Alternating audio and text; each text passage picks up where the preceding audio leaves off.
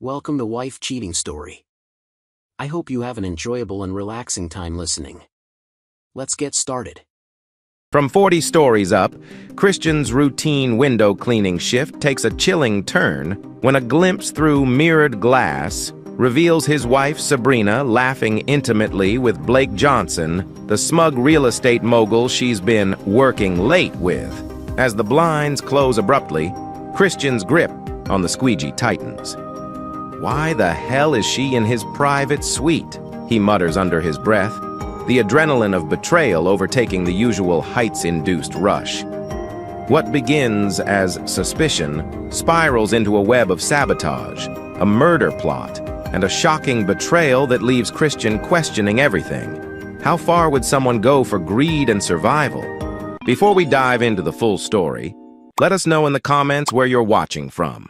And if you're enjoying this tale, don't forget to subscribe and tap the notification bell so you never miss any of our upcoming stories. Chapter 1. Christian held the squeegee with a steady hand, pressing it against the mirrored surface of the Wilson Tower's 39th floor window. The sunlight glinted off the glass, nearly blinding him despite the protective shades perched on his nose. He was used to the brightness. By now, he'd been doing this high-rise window cleaning job for a few months, and each time he dangled off the side of a skyscraper, it reminded him of just how far he'd come from his old life.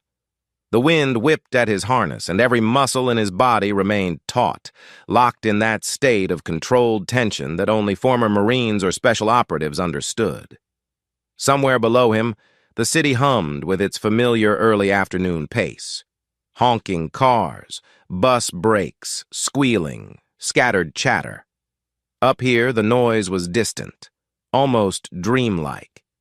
His phone buzzed through the noise-canceling earpiece. He tilted his head slightly and pressed the small earpiece to answer. "Yeah," Christian said quietly. "Hey, man," Brenda's voice crackled back. She worked in the same maintenance company, stationed on a lower floor for interior cleaning. "You about done with 39? They want us to break early for a safety check." Christian exhaled. "Give me 5 minutes, Brenda." He swiped the squeegee across the last streak. "Then I'll come in." "Copy that," Brenda said, and the line went silent. He flexed his shoulders beneath the safety harness, letting the tension slip from his broad frame. The final pass of the soapy water revealed a pristine window, giving him a direct glimpse into the interior. Through the glass, Christian saw a typical corporate office space, standard desks, a glass partition, some sterile decor. But as he lowered his gaze, movement caught his eye. 2 floors up, somewhere around the 41st or 42nd level, he noticed a reflection on the mirrored surface above. A woman in a burgundy blouse stepped into an office with a man in a dark suit. The angle was odd, but he could just see their faces if he craned his neck. He had to blink to be sure. That woman looked eerily like Sabrina. His wife, same hair color, same graceful walk. She laughed, resting a hand briefly on the man's shoulder. The man turned, a confident grin on his face, and pressed a button on a remote, closing the blinds. That brief glimpse, combined with that posture, made Christian's heart jolt. He recognized the man's profile from newspaper articles about real estate developments downtown. Blake Johnson, a name that had floated around Sabrina's workplace more and more lately. The blinds slid shut, blocking Christian's view, leaving him with a single, disquieting thought. Why would Sabrina be up there, laughing like that in Blake's private suite? He frowned, fought the immediate stab of jealousy, and reasoned with himself. Sabrina sometimes had meetings with bigwigs. She worked in the finance department of a real estate firm. Maybe it was perfectly innocent. But that gesture, the way she touched his shoulder, the closeness of their posture, felt intimate, not businesslike. He forced himself to remain calm. Overreacting never helped. He'd learned that much in his CIA days collect data before drawing conclusions. He finished squeegeeing, pulled himself along the suspended platform, and let the wave of uneasy adrenaline slip aside. He needed more evidence. He'd approach everything systematically, just as he had in past missions. The idea that Sabrina, his partner of 6 years, would be up to something underhanded was painful, but not impossible. That evening, Christian returned to the small apartment he and Sabrina shared, a modest 2-bedroom not far from the city center. The second he stepped inside, he felt an odd tension in the air. The lights were dim, the living room surprisingly neat, as if she'd done a frantic cleanup. Sabrina appeared from the kitchen, her long dark hair pulled back in a sleek ponytail, wearing a fitted blouse and pencil skirt. She looked more like she'd come from a high-end cocktail hour than a day at the office. "You're home late," she said, an undercurrent of annoyance in her voice. "I tried texting you." Christian forced a small smile. "Busy day, and I was on a scaffold. Hard to answer texts up there." He studied her expression. She seemed guarded. "Well, I made dinner," she said quickly, nodding toward the kitchen table. "It's getting cold." He stepped closer, setting his bag by the door. "Thanks. I appreciate it." He detected something off in her posture, the way she refused to meet his eyes. He brushed his lips against her cheek, a gentle peck. She stiffened slightly, then turned away. "How was work?" he asked.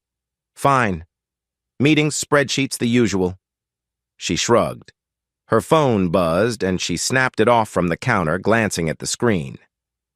"I've got to finish an email, okay? You eat first." Christian nodded slowly, watching her retreat into the spare bedroom that doubled as her home office. The door closed with a faint click, leaving him standing in the quiet living room, appetite waning. He walked to the table, saw the plates of pasta, and exhaled. If she was truly having an affair with Blake Johnson, how long had it been going on? Why? They'd never been the perfect couple, but he thought they had enough honesty to communicate if something was wrong. Memories flitted through his mind. Their early days, Sabrina praising him for being the stable one, how she used to admire his military discipline. Lately, that admiration had soured into subtle digs about his lack of ambition. She frequently compared him to wealthy men, hinting that Christian should strive for a bigger career. He'd brushed it off. He was content with a simpler life after the chaos of the Marines and CIA. But maybe Sabrina wanted more. He rubbed his temples. If his instincts were right, they might be facing a betrayal far deeper than garden-variety infidelity. Hours later, the apartment was dark except for the faint glow under the spare bedroom door. Christian lay awake in their bed alone, staring at the ceiling. It was well past midnight, but Sabrina hadn't come to bed. He could hear her muffled voice behind that door, a hushed phone call, occasionally a low laugh or a sharp whisper. He strained to catch words, but couldn't. Finally, he heard her door open. She slipped into the master bedroom as if trying not to wake him, tiptoeing across the carpet. Christian shut his eyes, pretended to be asleep. She climbed into bed carefully, phone in hand. The screen's faint light illuminated her face. She was texting someone. Another minute passed before she turned onto her side, away from him. He kept his breathing steady, but inside his heart hammered. He recognized these patterns, secret calls late at night, sudden efforts to disguise phone activity. Sabrina was definitely talking to someone she didn't want him to know about. He needed to keep calm. Tomorrow he'd start gathering real proof. Confronting her with mere suspicion would only push her to cover her tracks better. In the CIA, he'd learned the value of letting a suspect feel comfortable until you had them cornered. Right now, Sabrina was confident. Let her remain that way. The next morning, Christian rose early for a short jog. Habit from his military days, though no longer on official missions. He couldn't let himself go soft. The crisp air filled his lungs, and each stride hammered the sidewalk, a rhythmic release for the tension building inside him. He jogged past a local cafe where he spotted Brenda waiting for him, sipping a latte. She was short, athletic, with close-cropped hair. She gave him a concerned look as he slowed to a stop. "You okay?" she asked, scanning his face. "Heard you were quiet yesterday, which is weird because you're usually talkative on the job." He forced a half smile. "I'm fine. Just personal stuff, you know." "Is it about Sabrina?" Brenda asked gently.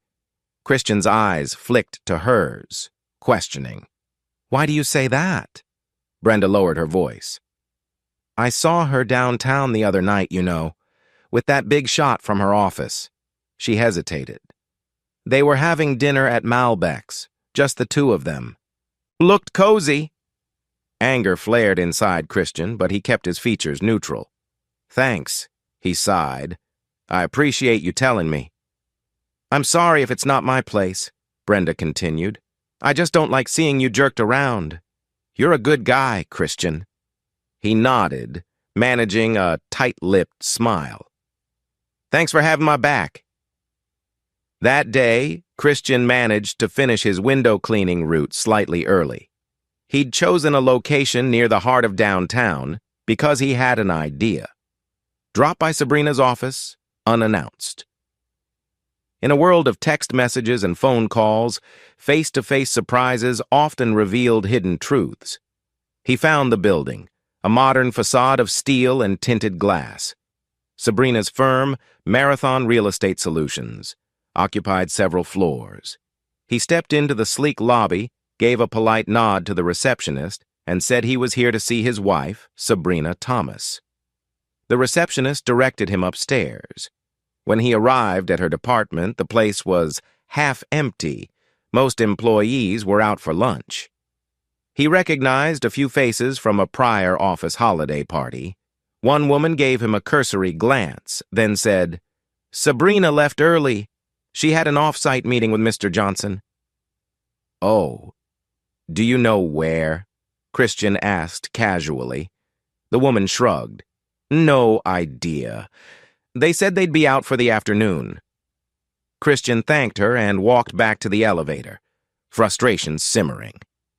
This was the second time in 2 days Sabrina had apparently spent private time with Blake. He needed to confirm if this was strictly work or something more. In the lobby, he paused near a side entrance and watched out the glass doors. Moments later, a sleek black town car pulled up. He saw Sabrina step out from it, accompanied by Blake. She seemed to whisper something, and they exchanged a laugh. That was enough confirmation to flood Christian's chest with dread. The kind of comfortable closeness they displayed was not typical of a simple boss-employee dynamic.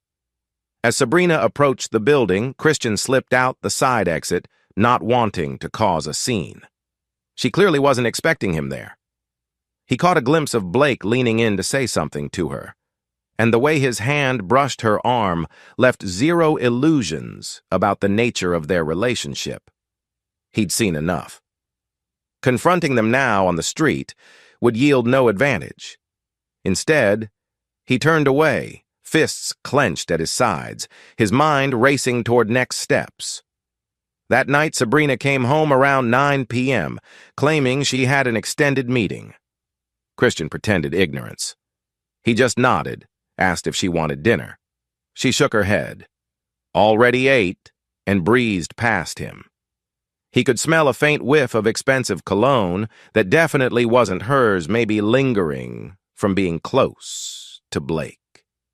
He quietly followed her into the living room. "You look tired," he offered. "Yeah, it was a long day," Sabrina replied, not making eye contact, rummaging through her handbag. "I need a shower and to crash." She turned to head to the bedroom, but Christian gently took her arm. "Hey," he said softly. "We barely talk anymore. Is everything all right with us?" Her eyes flicked up, a hint of annoyance. Of course. I'm just busy, Christian. My job is demanding, and I'm trying to climb up the ladder so we can have a better life. He studied her, forcing himself to appear meek. All right. I miss how we used to be. For a split second, he saw a flicker of guilt in her expression. Then she nodded dismissively. Work, stress. That's all. Without further conversation, she retreated, leaving him once again to stand alone in the silent living room. Christian waited until Sabrina was asleep that night. Around 1 a.m., he crept out of bed and slipped into the living room.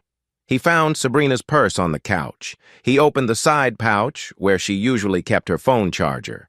Beneath some receipts, he found a small slip of paper with a scrawled note. Insurance, docs, double-check coverage. Then, B says it's urgent. His pulse quickened. Why would Blake be interested in Christian's insurance coverage? If Sabrina was forging or adjusting policies, that was a major red flag. He snapped a photo of the note with his phone, then replaced it. He needed a more direct approach.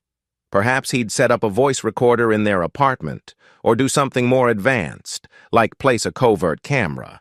But for tonight, he'd gleaned enough to confirm that something truly sinister might be forming beyond a simple affair. They seemed to be looking into an accident scenario. Any lesser man might have already confronted his wife with accusations and fury, but Christian's mind operated under a disciplined code. He would gather conclusive proof. If Sabrina and Blake truly intended harm, like staging an accident for insurance, he'd ensure they were caught in such a way that they couldn't wiggle out of it. He closed his eyes, leaning back on the couch, letting old habits of intel gathering swirl in his head. He needed to remain calm, no matter how personal this was. Tomorrow, he'd start by checking the specifics of his life insurance policy. Once he had that, he'd escalate. It felt surreal. The woman he loved was possibly conspiring to end him. His chest tightened at the thought, but he forced himself to stay rational. This was a mission now, and he'd see it through. Chapter 2. The following day, Christian found himself assigned to a job at the very building that housed Blake's top-floor suite. He tried to remain outwardly calm while harnessing himself into the cradle-like platform that would dangle him outside the 40th-something floor. His manager had no idea about Christian's personal life, so it was sheer coincidence that he got this assignment. Or maybe Brenda had quietly arranged it, suspecting Christian wanted to see more. He tested his earpiece and began the slow ascent, controlling the pulley system to guide himself up. The city sprawled below in an endless grid of cars, people, and noise. He could practically feel his heart pounding. This vantage point would let him watch Blake's office. Maybe overhear something crucial. Right around the 44th floor, Christian paused. He carefully maneuvered to the window, using the reflection to see inside. The blinds were partially open. He saw no movement at first, just a large desk, a few high-backed chairs, but as he inched sideways, voices drifted out through the slightly cracked window. The gap was small, but enough for sound to escape. He froze, listening. "My husband's schedule is usually predictable," a female voice said. Sabrina's. "But I need to be sure." A second voice, male, responded, "We can't afford a slip-up. If he's suspicious, we'll have to hurry this along." Christian's blood ran cold. They were definitely talking about him. Sabrina sighed. "Look, I'm the one who deals with his insurance. The policy was updated last week. If something happens, accident at work or even a home incident, the payout is significant. We just have to—" Her voice trailed off. The man's tone sharpened. "Finalize the plan.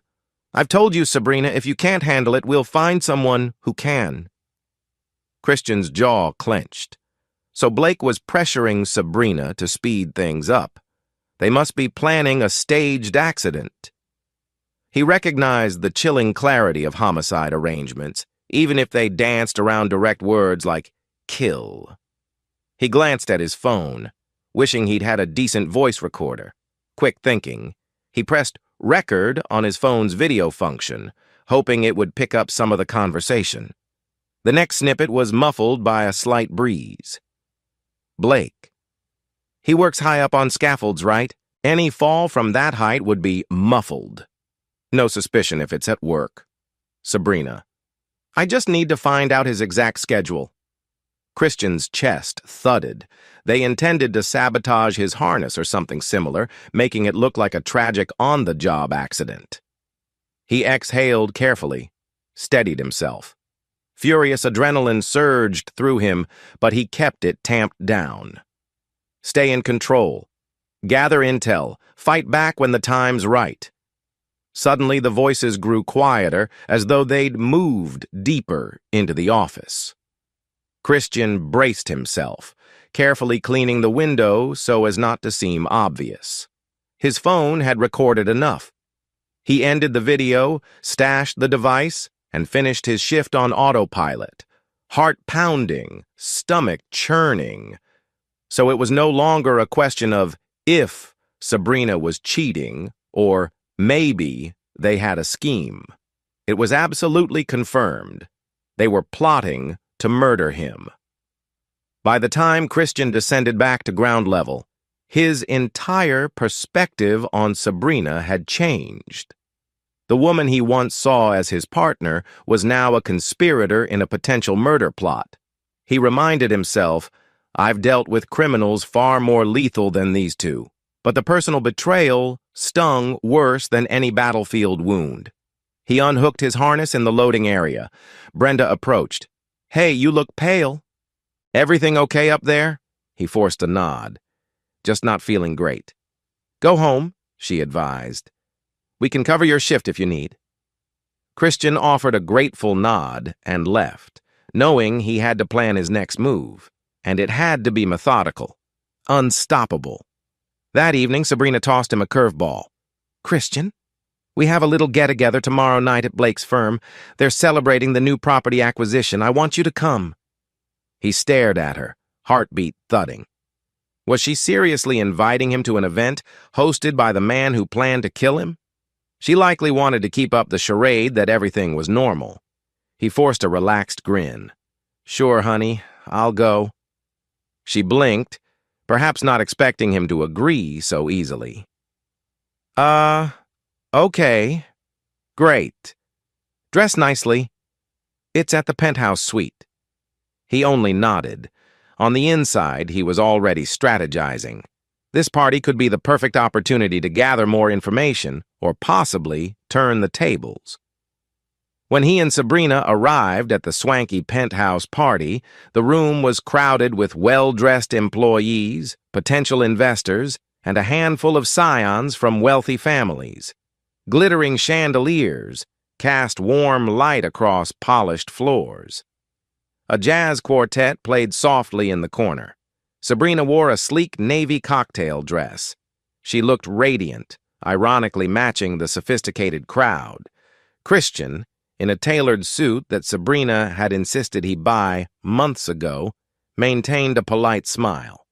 He observed everything around him with the sharp, calculating gaze of a former operative.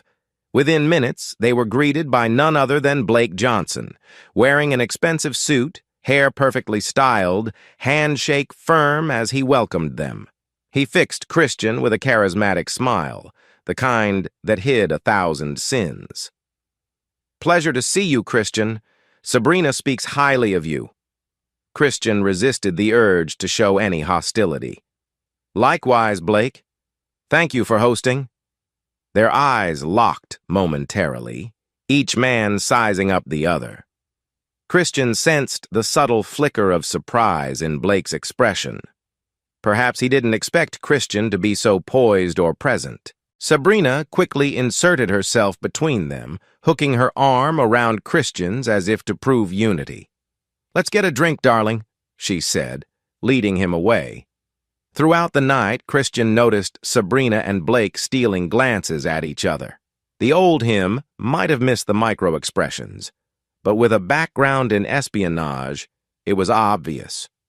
Once, when Sabrina thought Christian was distracted, she shot Blake a knowing look, a flick of her eyebrows, a half smile.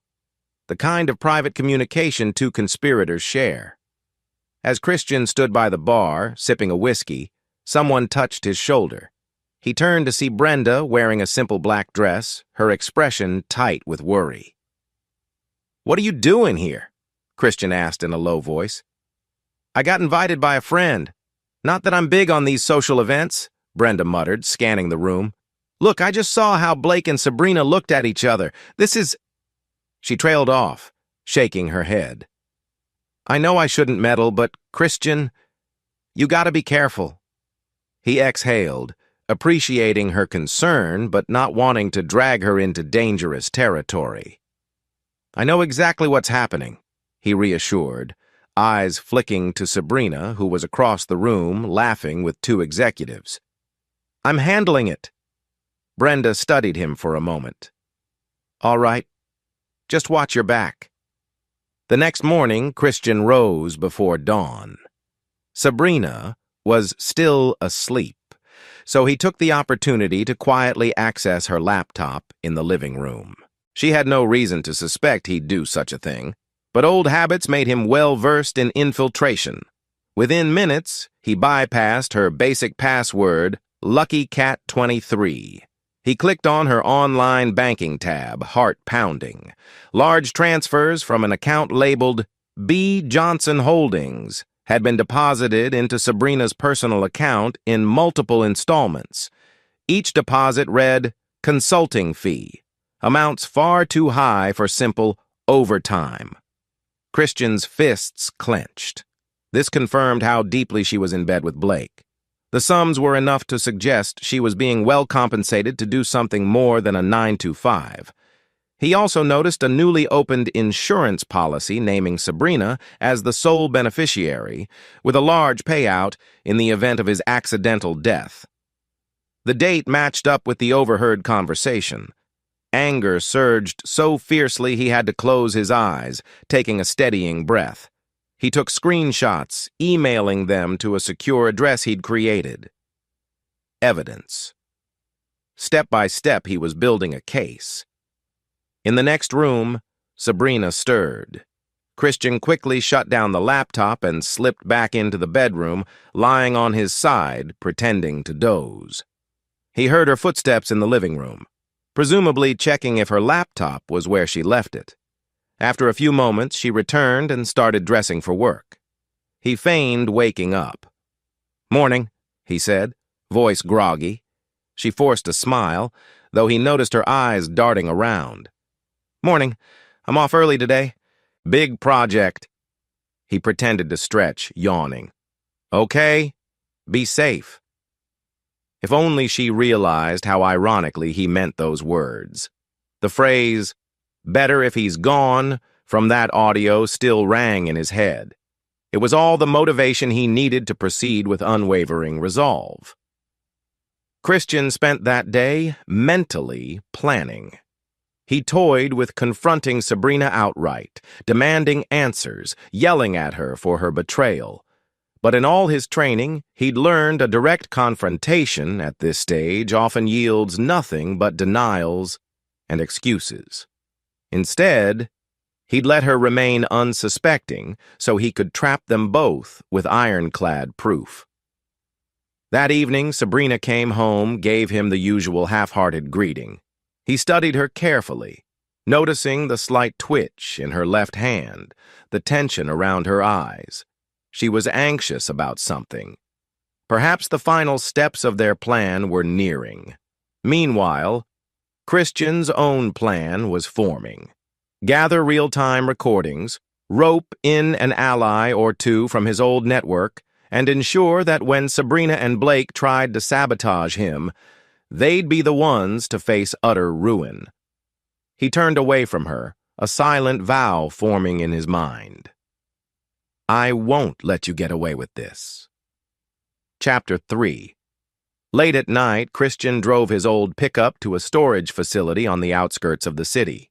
The place was deserted except for a single overhead light casting a pale circle onto the gravel. He keyed in the code for Unit 14, the door sliding open with a metallic rumble. Inside lay relics of his past boxes of Marine Corps memorabilia, some nondescript crates from his CIA days, each meticulously labeled. He rummaged through one of the larger crates, eventually pulling out a footlocker. Inside it, his personal sidearm, carefully stored with a small supply of ammunition, plus a handful of advanced surveillance gadgets. Enough gear to run a small Black Ops mission if he needed. His reflection in the dusty mirror at the back of the unit showed a man changed by betrayal, his jaw set in grim determination. He packed the items methodically into a duffel bag. This was no longer just suspicion. It was war on the home front. Sabrina and Blake had to be neutralized legally, but with no wiggle room to escape consequences. On his way back, Christian pulled over at a deserted gas station and dialed Lucas. They'd served together in the Marines, gone through advanced training, and parted ways when Christian joined the CIA. Lucas, now working in private security, answered on the first ring. "Been a while, buddy," Lucas said, voice tinged with concern. "Something's up, isn't it?" Christian sighed. "Yeah. My wife, she's working with some rich scumbag to have me killed for insurance." A pause. "Jesus, man, that's heavy." Christian explained the gist of it, from the suspicious deposits to the overheard conversation about an accident. Lucas listened, offering supportive grunts and curses. "I know you can handle yourself," Lucas said eventually, "but let me help. I'm good with digital stuff these days, tracing calls, analyzing patterns." "Appreciate it," Christian replied. "I might need that soon." Lucas's tone turned serious. "You sure you're okay?" "I'm calm. I have a plan." Christian's voice was cold, resolved. "But it's personal this time. I want them to pay, Lucas." "Then they will," Lucas said, unwavering. "You just make sure you keep yourself alive." After hanging up, Christian dialed another number, this one from his old CIA contact list. Ellen, an ex-colleague who'd left the agency to become a private investigator. She was someone he'd trust with delicate intel. The call rang twice before a brisk female voice answered. "Hello?" "Ellen, it's Christian." A short silence. "Christian, I was just thinking about you the other day, heard you went civilian." He explained the situation in a concise manner, including Blake's name and alleged shady dealings. Ellen, who had resources and knew how to dig up background checks, told him she'd look into it. "Send me what you have," she said. "I'll see what I can find about Blake Johnson." Christian felt a measure of relief. With Ellen and Lucas on his side, he had formidable backup. Sabrina and Blake wouldn't see it coming. The next day, Christian took advantage of Sabrina's schedule. She was off to a work lunch that was likely a rendezvous with Blake. Perfect timing. He installed a discreet mic behind the living room bookshelf, one with remote audio feed to his phone. He also placed a miniature camera on top of a bedroom armoire, angled to capture the entire bed area just in case Sabrina decided to hold clandestine calls or rummage for insurance documents while in there. While placing these devices, Christian recalled old CIA missions abroad, planting bugs in foreign embassies. He never imagined he'd use those skills against his own wife. But here he was, spurred by necessity and heartbreak. That evening, Sabrina lingered in the bathroom, rummaging in the medicine cabinet. Christian stood in the hallway outside, quietly listening. He heard her mutter, "We need to finalize the life insurance." Then she paused as if reading something from a piece of paper. "Time's running out." He rapped lightly on the door, causing her to jump. "Sabrina, you okay?" Yes," she said, voice strained. "Just a headache." He forced a concerned tone. Maybe you should see a doctor." She opened the door, an artificial smile on her face. No, I'm fine." With that, she slipped past him. Her slip-up was enough for Christian. She was pushing to finalize his life insurance, presumably so they could orchestrate the murder soon. Over the next days, Christian staged the perfect facade. He acted exhausted, complaining about the stress of dangling from skyscrapers. He let Sabrina overhear a phone call about how he might skip some of the company's safety protocols to get the job done faster. He was deliberately feeding her what she'd want to hear, that he was careless, that an accident could be easy to stage. Sabrina, for her part, seemed almost too nice. She started making him breakfast, urging him to take it easy, and every time she did so, he'd sense the calculation behind her eyes. A predator waiting for prey to slip up. One night, the living room mic captured a gem. Sabrina on the phone with Blake, quietly discussing the policy again. "Yes, we'll have it updated by Friday. Yes. It's enough to set us up." She paused. "But I'm worried he might suspect something." Blake's voice crackled faintly. "If he does, that's even more reason to move fast. Accidents happen. We have resources to pull this off." Christian listened in real time from the bedroom, heart hammering. They were discussing the timeline. It was imminent. But he forced himself to let them believe it was all going smoothly. The bigger the betrayal, the bigger the fall. The next morning, Sabrina busied herself in the kitchen, preparing an elaborate omelet. She set it in front of Christian with an almost too bright smile. "Good morning, honey, eat up." Christian pinned on a grateful expression, though inside he was repulsed by her duplicity. "Wow. Thanks, babe." He began eating, complimenting her cooking. She sat across from him. "So, I was thinking about your life insurance." She tried to sound casual. "Maybe we should update your beneficiaries. I mean, make sure I'm your primary contact, but..." He pretended confusion. "I thought that was already the case. Didn't we do that last month?" She blinked, searching for an excuse. "We did, but the form might need a signature. I realized I might have overlooked a detail." He sipped his coffee, feigning cluelessness. "Sure. Anything you need, dear?" She exhaled as though relieved, then reached for her purse. "Oh, I forgot the documents at work. I'll bring them home tonight." Christian gave a benign nod. "Sounds good?" He took another bite, inwardly planning how to capture the moment she'd present these forged or suspicious documents. After Sabrina left, Christian compiled the audio from last night plus screenshots of financial statements into a secure file. He emailed everything to Lucas and Ellen with the subject line, Phase 1 Evidence. Lucas replied almost instantly, "Damn, they're serious. Let's plan your next moves carefully." Ellen, also quick to respond, "I have data on Blake's background. He's bribed officials rumored to have used intimidation. This lines up with what you told me." Christian typed back, "Thanks, we're about to escalate." He felt oddly calm as he shut the laptop. The noose was tightening around Sabrina and Blake. They were so close to executing their plan, and he would be ready. That afternoon, Christian lounged in the living room, reflecting on how surreal it all was. This woman he'd shared vows with was actively conspiring to kill him. "Don't let your heart overshadow your mission," he reminded himself. "Focus. People can be deadly when driven by greed and ambition." Sabrina returned from work, all smiles. She kissed his cheek like a caring spouse. He watched her with an unreadable expression. Soon, he thought. Soon, they'd learn just who they were messing with. Chapter 4.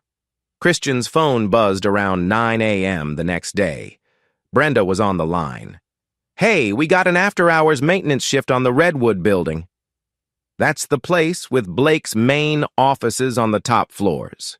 He suppressed a smile. Perfect timing. Count me in. That evening, as the building emptied out, Christian slipped in with a standard cleaning crew uniform. Brenda had arranged the official paperwork stating they'd be doing specialized window checks, but Christian's real goal was to plant a discreet micro camera near Blake's personal office corridor, somewhere to record any nighttime private meetings or suspicious visitors. He found a vantage point behind a decorative plant arrangement, then, with careful hands, attached a small camera disguised as part of the planter. The device streamed to a cloud service Ellen had set up. After finishing, he rejoined Brenda in the service elevator. "You know this is insane, right?" Brenda said quietly, pressing the button for the lobby. "You're basically playing spy in your own life." He gave her a grateful yet somber look. "I know. Thank you for trusting me." She shook her head, the overhead light reflecting off her short hair. "Just promise me you'll get out of this alive." Christian nodded, heart heavy. "That's the plan." Later that night, Sabrina texted him from some late dinner. "Working late with Mr. Johnson. Don't wait up." Christian read it with a mix of anger and dark amusement. They were so blatant now, probably finalizing their murder timeline. He typed back, "Okay. Be safe." The next morning, Sabrina waved a set of papers in front of him at breakfast. "Need your signature here." She slid them across the table, a practiced smile on her lips. Christian pretended to scan the documents. They were full of legal jargon about accidental death coverage, reaffirming Sabrina as the sole beneficiary. The coverage amount was enormous enough to set someone up for life. He noted the lines where he was supposed to sign, the date suspiciously backdated. They were forging details to expedite the payout, presumably. He produced a pen, scribbled his signature. She exhaled in relief, as if crossing off a critical step in her plan. "Thanks, babe." He forced a yawn. "No problem. I'm heading to work. Long shift." "Be careful up there on those high windows," she teased, but there was an undercurrent to her tone that made his skin crawl. That afternoon, Christian received an encrypted message from Ellen. She dug deeper into Blake's background. "He's used a small group of ex-military thugs before to handle dirty work. They specialize in staging fatal incidents." Christian's stomach turned. So Blake wasn't an amateur. He had access to men capable of making murders look like accidents. Another piece of the puzzle fell into place. Sabrina's forging insurance docs, and soon they'd sabotage Christian safety equipment or cause a lethal slip. But now, he was the one setting the stage. Shortly after, Lucas called. "So I found a name. Maxwell Security Solutions. They're not publicly tied to Blake, but I see payments from a shell company that leads right back to him. They handle special jobs," Christian surmised. "Exactly." Lucas paused. "If they're gunning for you, they'll want to make it look like an accident. Possibly messing with your harness or ropes. Or maybe they do a push while you're on a ledge." Christian's jaw tightened. "Then let them come. I'll be ready." Lucas hesitated. "Christian, be sure, man, this is dangerous." "I know," he said, voice cold. "But I won't just defend myself. I'll record everything, so the law nails them to the wall." Stepping into his apartment, Christian noted Sabrina's uneasy expression. She was texting vigorously. He pretended not to notice. Instead, he casually mentioned, "I might have a big job in a few days, scaling one of the tallest buildings downtown." Her head snapped up. "Really? Which day?" He shrugged. "Probably Monday or Tuesday, not sure." He walked to the kitchen and poured himself some water. "Could be a long day, kinda risky." She quickly masked her excitement. "Risky how?" He gave a nonchalant wave. "Oh, just the scaffolds. If something goes wrong, it's a high drop." Her lips parted slightly, eyes flicking with that mix of interest and something darker. "Well, just be careful." He nodded, hiding the bitterness in his smile. "Always." Over the weekend, Sabrina spent more time on phone calls with clients, but Christian knew better. She was likely coordinating with Blake and, by extension, the hired men. She didn't even bother to keep her phone face down anymore. She was so confident she'd soon be rid of him. Christian, for his part, took note of each conversation captured by the living room mic. He heard references to the accident day and "we have the route planned," plus mentions of Christian's harness. The final puzzle pieces. Monday was apparently the day they'd move. Sunday night, Christian told Sabrina he was exhausted, that his harness was slightly frayed, but he hadn't had time to replace it. She feigned worry, but he saw the flicker of triumph in her eyes. In bed, she curled up next to him for the first time in weeks. He lay stiffly, hating the closeness, but letting her believe she'd lulled him into a false sense of, by Monday morning, Christian had everything in place. He texted Lucas, "Operation set for today. Keep watch, record everything." Lucas responded, "Roger that." He told Sabrina he'd be working on the SkyTech Tower, one of the tallest in the city, perfect for a lethal accident. She only said, "Good luck," then left the apartment, presumably to finalize the plan with Blake. Christian donned his gear, hopped in his pickup, and drove downtown, heart pounding but mind steady. No going back now. Chapter 5. Christian woke early on Monday, his mind already racing. It was the day he anticipated would come, a day he believed Sabrina, in conjunction with Blake, had chosen for his accident. The first faint light of dawn crept through the blinds in his modest bedroom. Rolling onto his back, he exhaled a measured breath, mentally rehearsing every step of the trap he'd laid. He felt the hollow ache of betrayal once more.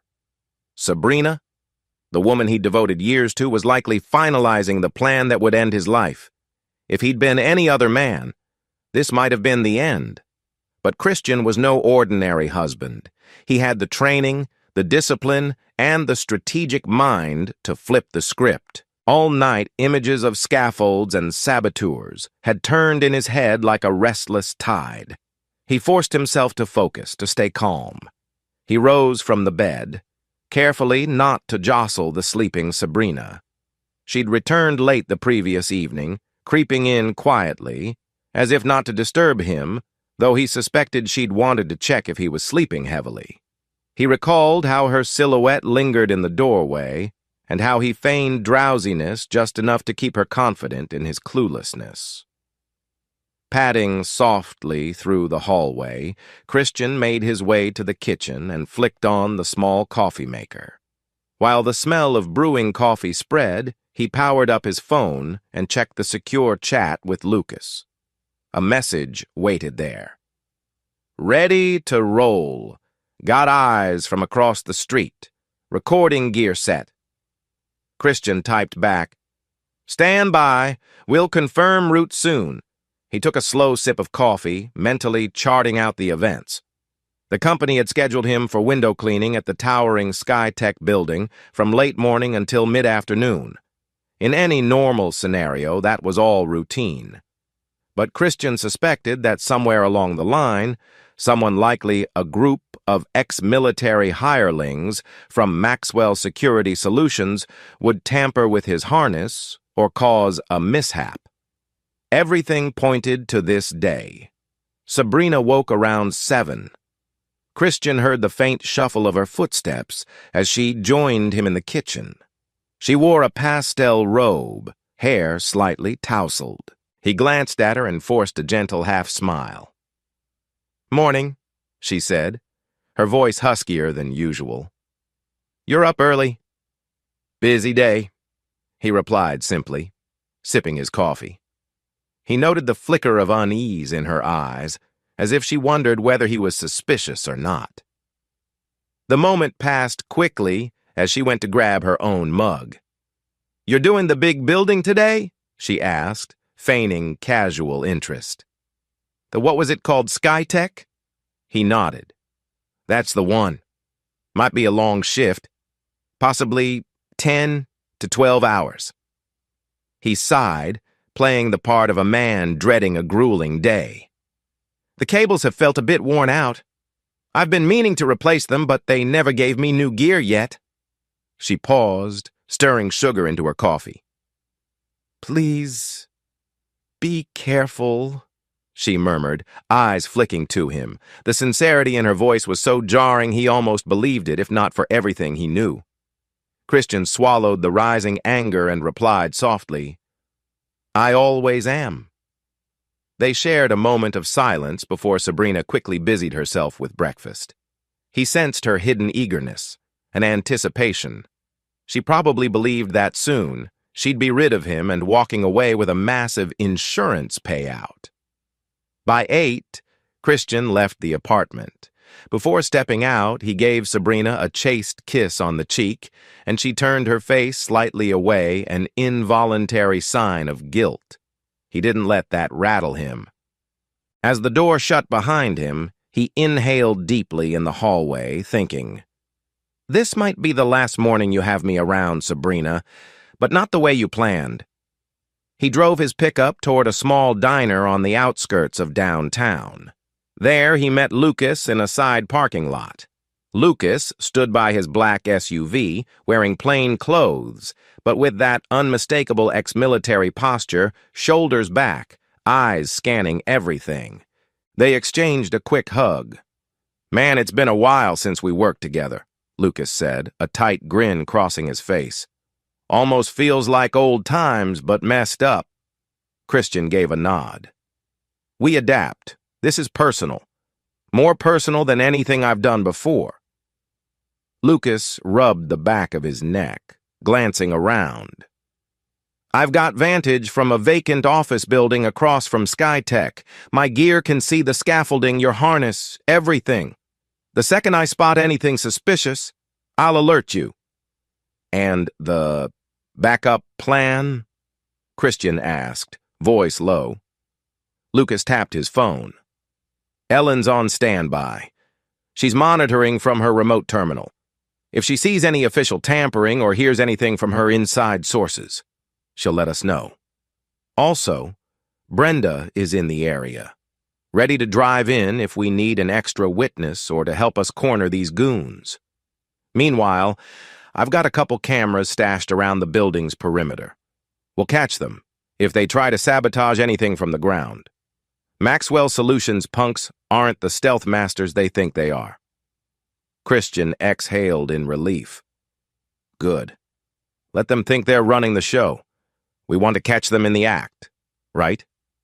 Lucas nodded. "Exactly. Once they make a move, we pounce." He hesitated, then added, "And you, man, just watch your step out there. Don't rely solely on your harness if you suspect tampering." Christian forced a grim smile. "I'll bring my own lines. I reinforced them last night. They won't suspect I have a backup harness that's basically bulletproof." They parted ways, Christian heading off toward his so-called job site. The city's skyscrapers glittered under the mid-morning sun. A sense of finality welled in Christian's chest as he navigated traffic. One way or another, he thought. Today changes everything. Skytech Tower was an imposing structure of steel and tinted windows reaching over 50 floors into the sky. Christian parked in the maintenance zone, hopped out, and walked inside with his standard issue uniform. The building's lobby bustled with office workers heading to their floors, none paying much attention to a window cleaner passing through. At the security desk, he signed in, showed his badge, and was waved on by a bored guard. "You're assigned to the upper floors," the guard said. "Freight elevators around the back."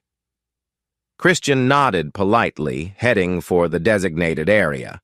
As he went, he kept an eye out for anything suspicious, strange men lurking, unusual employees scanning him. But everything seemed normal, at least on the surface. Near the freight elevator, Christian found the bin containing his rope lines, harness, and cleaning supplies. He smiled to himself. This was exactly where the saboteurs might have messed with his gear if he hadn't replaced it with his own tamper-proof lines the night before. Still, he pretended to inspect the harness, feigning mild concern, letting any watchers think he was unsuspecting. He texted Lucas quickly. All quiet so far. Going up. Then he pulled on the harness, hooking it around his waist and shoulders, and set the manual spool for the cleaning lines. Each movement was routine, yet carried electric tension. Once he was satisfied, he wheeled the supplies onto the freight elevator and pressed for the top floors. The elevator groaned and slid upward. Christian stared at the overhead fluorescent light, mind flicking through 1,000 contingencies. If the saboteurs were watching from inside the building, they might wait until he was actually on the ledge, or they might try to confront him in some quiet corridor. But from the phone intercepts, he suspected they wanted the accident on the outside, ensuring it looked like an equipment failure or a slip from high altitude. At the 45th floor, Christian stepped out into a quiet hallway of glass and carpet. A sign indicated the rooftop access was one flight above, and from there, window washers typically rigged their lines. He forced a casual pace, glancing around at the tinted windows. No one was in sight. He made it to the roof door, used his special passkey. The door beeped and opened onto the wide rooftop, a vantage of the entire city. The wind whipped across the open space. Usually up here, only maintenance staff and the occasional HVAC tech would roam. Perfect territory for sabotage. He scouted the area, noting the anchor points for the cleaning lines. Before hooking up, he quietly replaced the building's rope spool with his own. He double-checked each anchor clamp, each knot, to ensure no one's meddling would cause him to fall. Then, satisfied, he stepped back. If they come up here to tamper, we'll catch them on camera anyway, he reminded himself. Lucas had placed hidden cameras that morning, perched on a building across the street. A beep sounded on Christian's phone. A text from Lucas. One suspicious male, ball-capped near the freight entrance, possibly armed. Keep eyes open. Christian took a slow breath. So the game was on. He typed back, "Got it. Starting descent soon." With methodical, practiced efficiency, Christian fitted his harness to the main line, tested the tension, and checked the safety line. Everything was in place. He hoisted the rig that held his cleaning bucket and squeegee, stepping to the edge. Gazing over, he saw the city far below, cars no bigger than ants. People a blur of motion. He whispered a small prayer for composure, then swung himself out over the side of the building. Instantly, the wind pressed at him, an old, familiar feeling from all the times he'd done this job. He began to lower himself down, controlling the spool with expert caution. Floor by floor, he passed tinted windows, occasionally pausing to wipe or squeegee, maintaining the appearance of normalcy. Inside the building across the street, Lucas and his camera were locked onto Christian's silhouette. If all went according to plan, the saboteurs would attempt to loosen or cut some line, but Christian's lines were reinforced steel cables within braided rope. A normal cut wouldn't do. The real question, would they realize that in time or attempt a more direct approach? Christian's phone vibrated from inside his uniform pocket. Another text from Lucas or Ellen. He couldn't read it yet.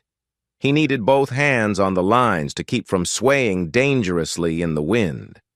Suddenly, through the reflection on the glass in front of him, he noticed a shape above him on the roof, a figure leaning out, examining his rig. Here we go. He paused his descent, faking a struggle with his spool as though he might be dealing with a jam.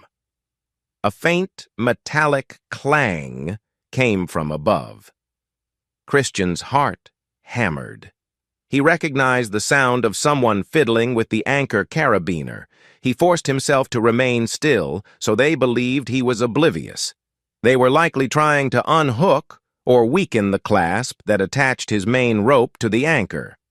But Christian's special rig had a hidden secondary attachment, plus an alarm sensor that would beep on his phone if forcibly removed. Right on cue, his phone beeped. A short-coded vibration told him, "They're messing with your anchor." Christian feigned a slight jerk on the line as if he were adjusting. The saboteur must have realized something was off because the next moment the line jerked violently. Christian gripped the rope, letting out a controlled grunt. If he'd had normal lines, that might have caused him to plummet. But thanks to his modifications, he only swung a few feet sideways. Beneath him, a 40-story drop yawned. He exhaled, letting the panic show on his face for the watchers inside, but in truth, he was in control. He began to shout, "Hey! Is someone up there messing with my line?" hoping it carried enough to be caught on the microphones. Meanwhile, inside an office a few floors below, a random staffer or two might see his silhouette swinging precariously. Christian had timed it around lunch, so hopefully fewer people were at their desks. He needed to minimize bystanders who might get hurt if shots were fired or if the saboteurs tried a more direct approach. A second metallic clang, more forceful. The saboteur was yanking and possibly cutting at something. Christian felt the line lose tension, but only partially. The backup anchor still held strong. Carefully, he braced his legs against the glass to prevent smashing into it. Another beep from his phone told him the sabotage was in progress. Lucas would be capturing all of this on video. Below, on the street, a black SUV pulled up. Christian spotted it from the corner of his eye. Possibly another collaborator from Maxwell. They might be prepared to intercept him if he survived the fall. Or maybe they were just there to watch from a distance. Christian decided it was time to shift from defense to offense. He used his spool to ascend a couple of feet. The saboteur above him likely wouldn't expect him to climb back up. A typical window cleaner, if they felt the rope failing, might panic or freeze. Christian, with remarkable upper body strength, began hoisting himself up with methodical speed. The man on the roof must have realized something was amiss because Christian heard frantic footsteps. A wave of triumph shot through him. They're trying to flee. Good, one more piece of evidence that this was no accident. Pulling himself onto the rooftop edge, Christian rolled across the concrete. Ahead, a figure in dark clothes dashed toward the access door. Christian snapped to his feet and sprinted after him, his harness still trailing behind. It was a tall man with a shaved head wearing a black ball cap, likely the same suspect Lucas had spotted. Christian closed the distance with a burst of adrenaline. The man turned to see Christian lunging. They collided in a hard tackle. The man grunted, trying to throw Christian off, but Christian jammed a knee into the attacker's side, pinning him. He caught a glimpse of a small utility knife in the man's hand. Rope strands visible on the blade, evidence of the sabotage. Christian knocked the knife aside, pressed the man's arm behind his back. "Who the hell are you?" the man spat, voice muffled by the rooftop's wind. "Window cleaner!" Christian growled ironically. "And you?" The man squirmed. "Go to hell!" Then, with a sudden twist, he jerked free an elbow that almost connected with Christian's face. Christian saw it coming in time, pivoted, and hammered the man's rib with a precise blow. The assailant gasped, momentarily stunned. Christian whipped out a zip tie from his belt. He'd come prepared for a citizen's arrest. He pinned the man's arms, securing them behind his back with a series of fast, practiced moves. The man cursed, thrashing about. A beep from Christian's phone. Lucas texting, presumably. Christian glanced at the screen. The text read, "Backup incoming. Another goon heading to the rooftop from inside. Christian heard the stairwell door slam below. Then footfalls pounded on the metal steps. He dragged the pinned saboteur behind an AC unit. "I can't fight them in the open." He quickly messaged Lucas. "Captured one. Another approaching. Watch for movement." He crouched behind the AC unit, the subdued attacker cursing angrily under his breath. Christian clamped a hand over the man's mouth. "Stop," he hissed, "or I'll knock you out cold." The man's eyes flared, but he quieted. The rooftop door burst open, and a second figure emerged, scanning the area. This one wore a dark windbreaker, gloved hands, and carried what looked like a short metal crowbar. Christian's adrenaline spiked. The crowbar was likely meant to forcibly unhook the anchor or handle any surprises. The man advanced across the rooftop, searching. "Ray?" the second figure called quietly, presumably the name of the pinned saboteur. "You up here?" Christian slowed his breathing, listening. He needed a plan to neutralize this second attacker quickly and gather the evidence. He glanced at his phone, ensuring it was still recording audio. The second figure came dangerously close to the AC unit. Christian braced himself. At the last second, he launched out in a low tackle, slamming into the man's midsection. The crowbar clattered across the concrete. They rolled, the attacker yelling in alarm. Christian aimed a sharp elbow strike to the man's temple, but the attacker had reflexes he blocked with a forearm. They scuffled violently, nearly rolling off the edge of the building. The first captive, Ray, was still pinned with zip ties, struggling. The second attacker twisted, grabbing Christian's collar, attempting to throw him aside. Christian responded with a savage knee to the man's thigh, unbalancing him. In a swift movement, Christian snatched the crowbar, used it to wrench the man's arm behind his back, then forced him face first to the ground. Panting, Christian pinned him, quickly adding another zip tie. The man spat curses, tried to bite Christian's forearm. Christian responded by pressing the crowbar's shaft lightly at the back of the man's neck. "Stop resisting," he commanded, voice deadly calm. Gradually, the man stilled. Christian then patted him down, retrieving a phone from the man's pocket. He pressed a few buttons, discovering code-named messages referencing "boss." Probably Blake or someone close to him. Perfect evidence. He glanced up at the scorching sun overhead. So, these two were the sabotage crew. Check roof scaffolding sabotage, a range accident. They'd tried, but Christian outmatched them. Next step, ensure Sabrina and Blake were tied to this. He needed them to show their hand. As he caught his breath, sirens echoed from below. Good. Lucas must have alerted local law enforcement, or perhaps building security called them upon hearing a commotion. Christian began thinking how to funnel the evidence so Sabrina and Blake couldn't slip away. End of Chapter 5. Word count so far 4,800, 5,000. Chapter 6. Down on the street, a swirl of activity formed around Skytech Tower. Christian carefully scanned the rooftop's ledge, noticing 2 police cruisers pulling up at the building's entrance. He had no intention of letting these saboteurs weasel out with some half-baked story. He tapped a quick message to Lucas. "Cops here? Keep rolling cameras. We want the full story." Lucas replied, "On it. Also saw a black SUV leaving in a hurry, possibly more Maxwell guys." Christian glanced at the 2 bound men. They glared at him with a mixture of rage and confusion. "What the hell are you?" the second man growled, face pressed against the rooftop concrete. "Just a guy who doesn't appreciate murder plots," Christian answered dryly. Then he wrestled them both up to a sitting position against an AC unit. "Don't move, or I'll remind you why I used to be in the Marines." He could see them measuring him like they'd severely underestimated this window cleaner. Indeed, they had. Moments later, the rooftop door banged open again, and a building security officer in a dark uniform stepped through, panting. He froze at the sight of Christian standing over two men with zip-tied wrists. "What is going on here?" Christian calmly held up his hands. "I'm the assigned window cleaner, Christian Thomas. These two tried to sabotage my gear and cause me to fall. I subdued them.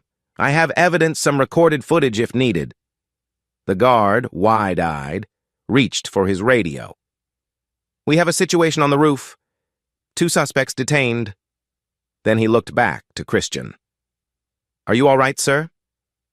"Fine," Christian said, though adrenaline still pounded in his veins. "I'd appreciate it if the police come up here so we can clarify everything." The guard nodded rapidly, stepping aside as 2 uniformed police officers hustled onto the rooftop. They took one look at the zip-tied suspects and Christian's imposing stance. "You the victim?" one officer asked, a tall woman with a professional but guarded expression. Christian exhaled.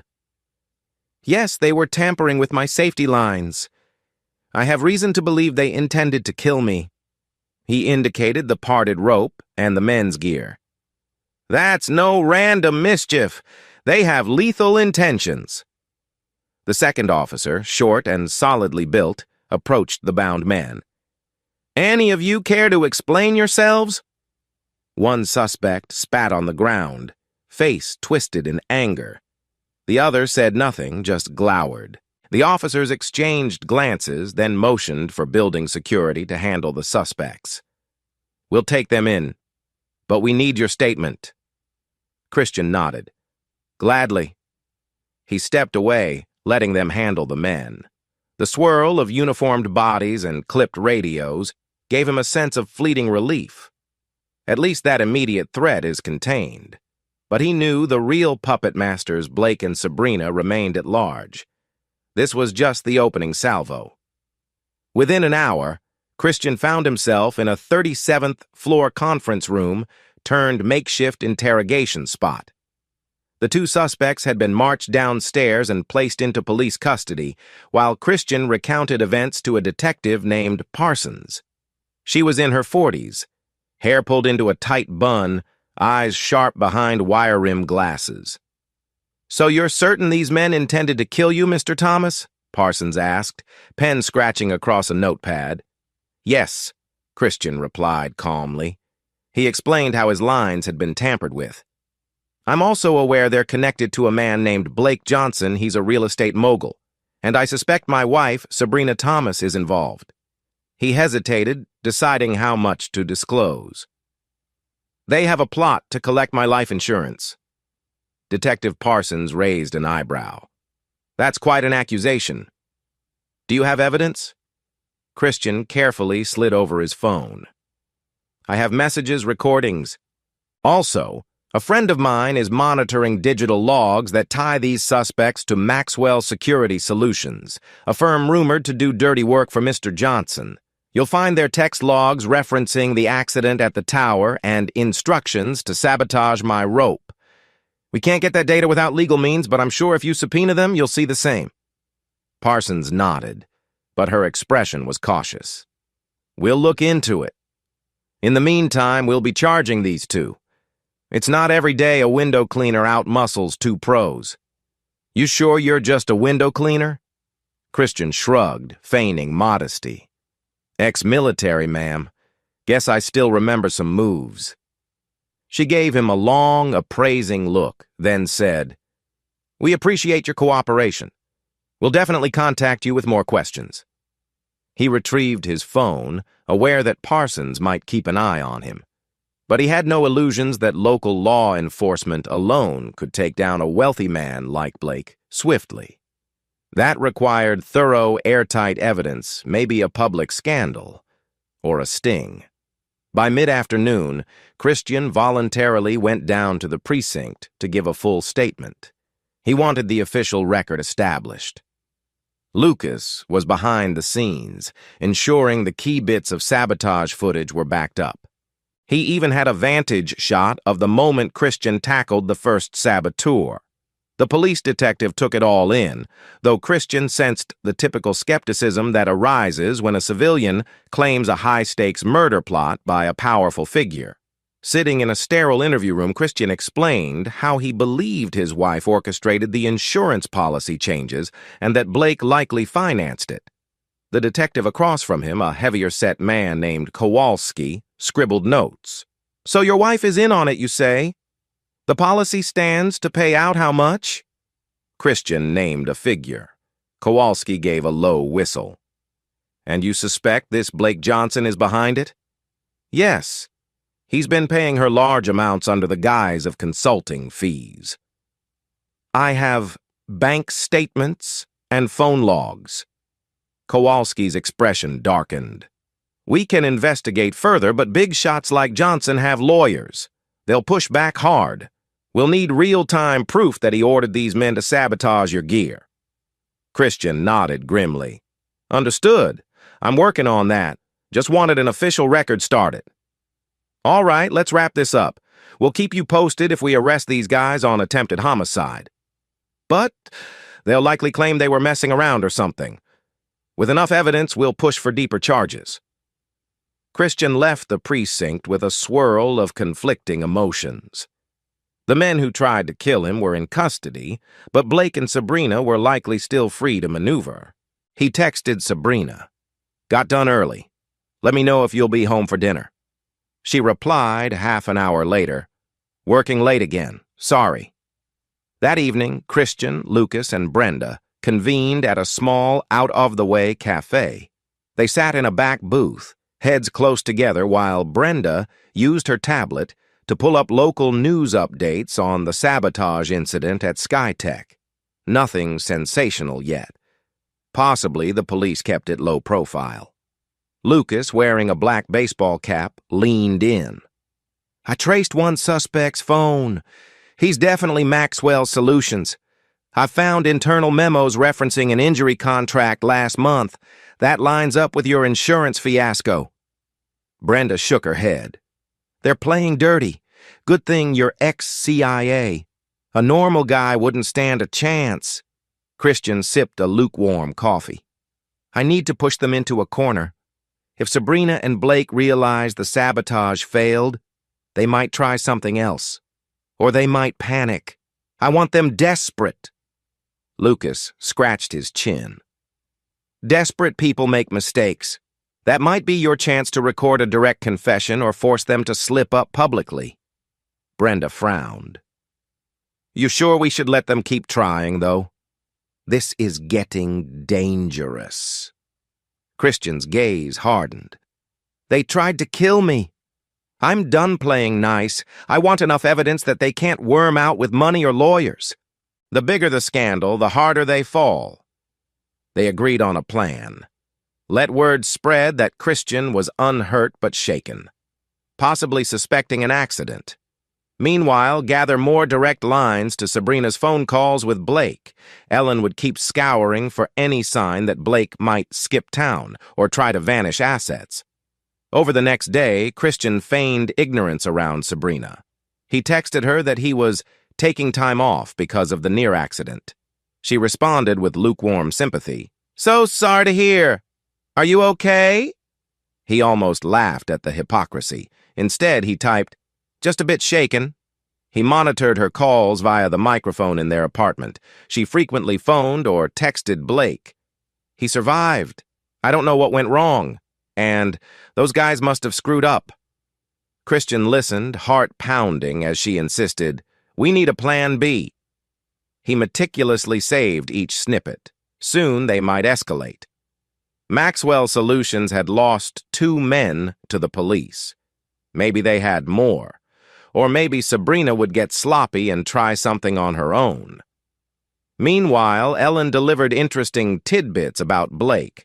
A few city officials were turning on him, dropping out of his orbit as rumors swirled about shady deals. A negative real estate report hammered his stock. He was likely losing both reputation and allies. Late one evening, Christian overheard Sabrina in the living room, nearly shouting into her phone.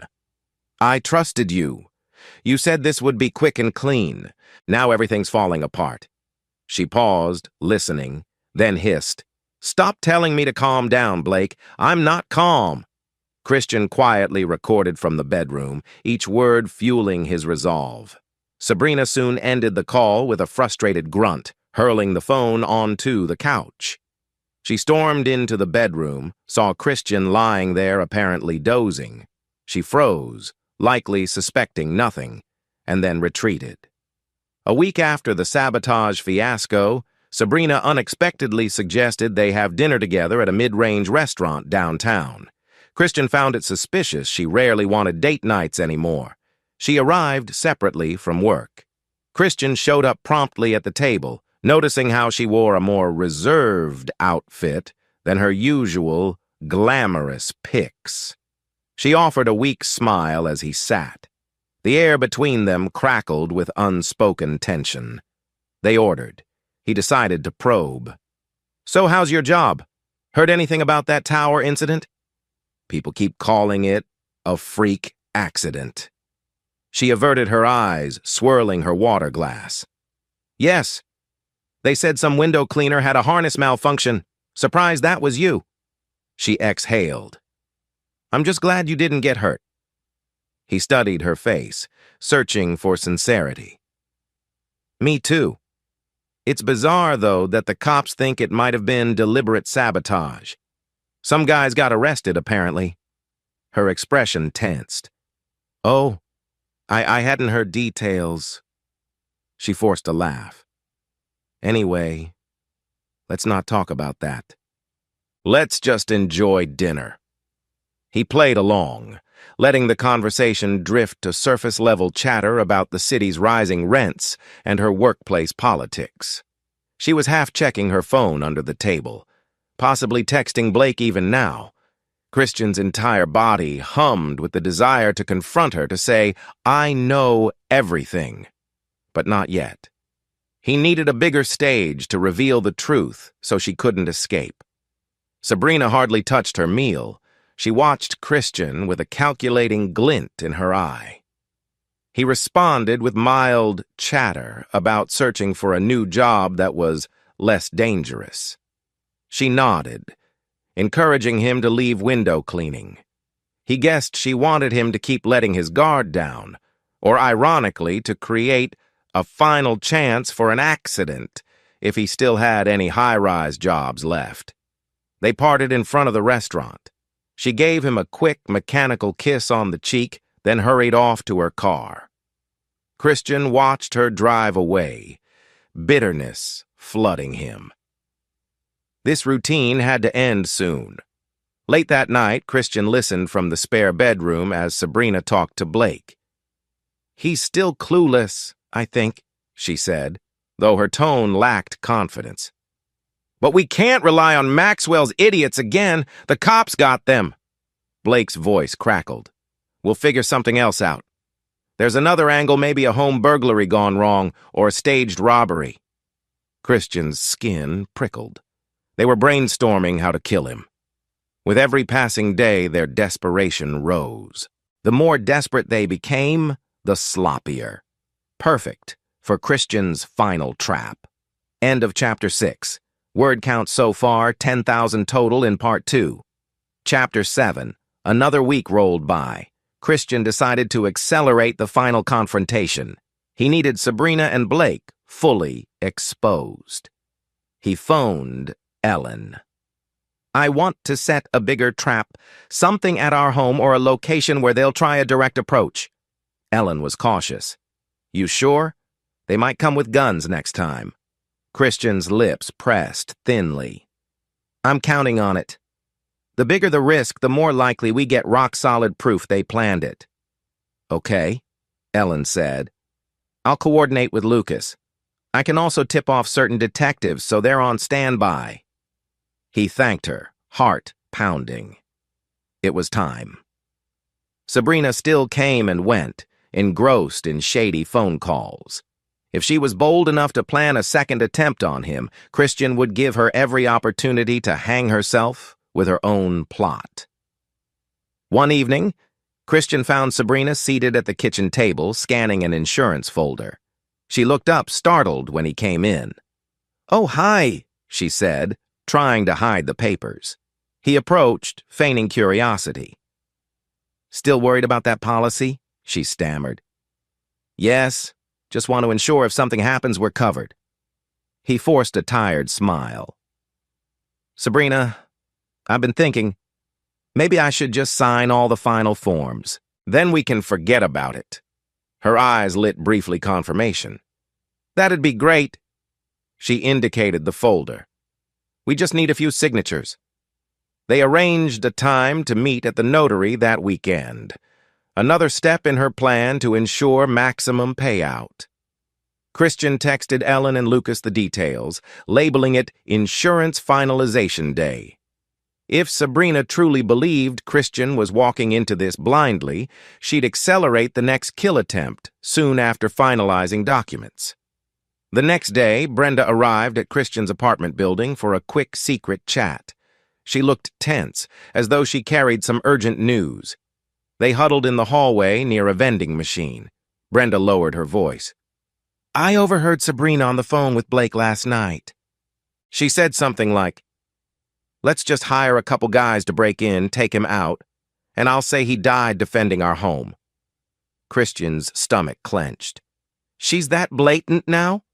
Brenda nodded. "Yes. She must be losing patience. She's stepping outside the Maxwell circle. Maybe she found some local thugs to do a home invasion." Christian's jaw tightened. This might be it. He glanced at the door to his apartment. "I'll have a backup plan. We'll let them try." Brenda swallowed. Concern etched across her face. "Be careful. She's your wife. This is so messed up." "She was my wife," Christian corrected grimly. "Now she's the enemy." Christian quietly started rigging the apartment. He replaced the front door's standard lock with a sturdier deadbolt, but crucially made it appear old and easy to break. He installed small motion sensors near the windows, hooking them up to a silent alarm on his phone. He placed hidden cameras in the living room corners to record any forced entry. Each move reminded him of covert ops setting a perimeter, preparing kill zones, except this was a suburban apartment. The irony wasn't lost on him. Sabrina, oblivious, spent her evenings locked in phone calls with Blake, who was pushing the timeline. They wanted Christian dead soon, possibly within days. On Friday morning, she told Christian she'd be working late. He pretended ignorance. She left. Moments later, he studied the living room mic feed. Sabrina had whispered to someone that, "He'll be alone tonight." Christian's lips curled in a humorless smile. Perfect.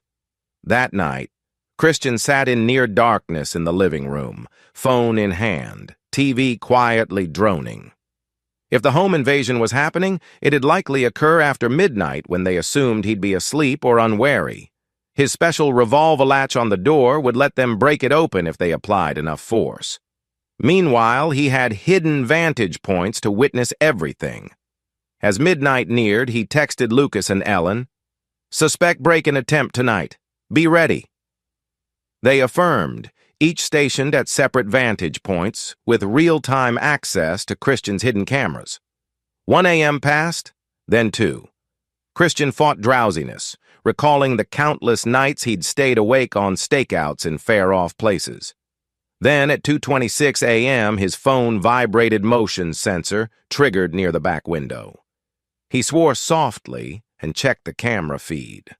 Sure enough, 2 figures in dark hoodies were creeping along the side of the building, trying to pry open a window. Another figure approached the front door. Hard-hammering, Christian killed the lights entirely. The living room was lit only by moonlight. He ducked behind a small couch, phone camera rolling. The front doorknob jiggled. Then came a loud crack of wood as someone kicked it. The door gave way under false pretenses of weakness.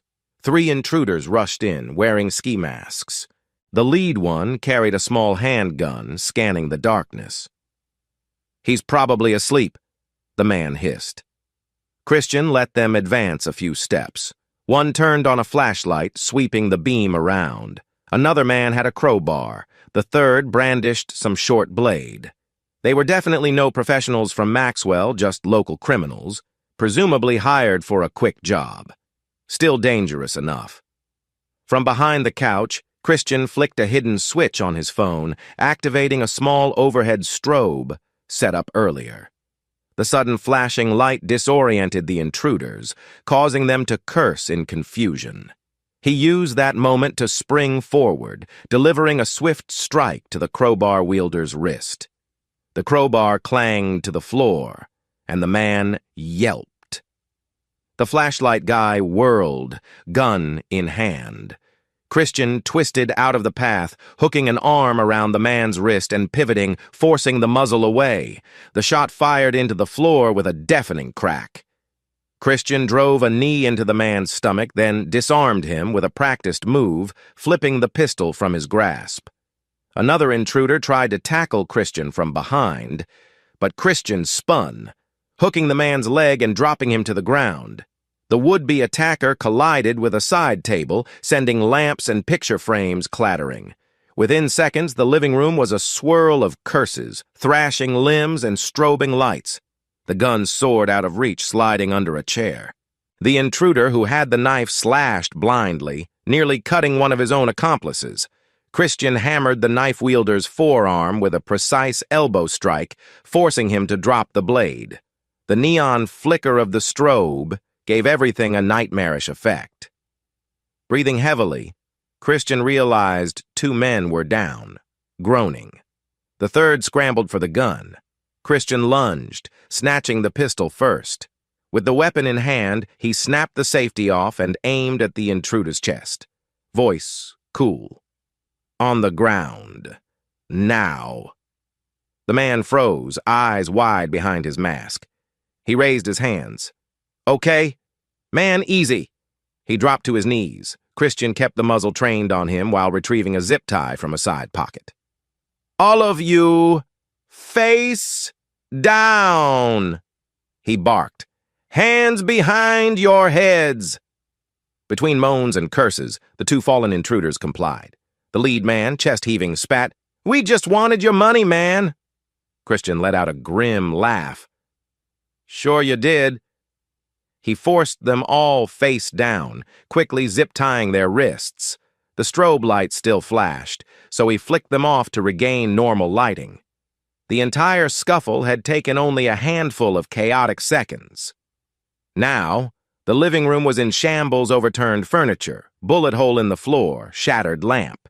But Christian was unhurt, and the intruders were subdued.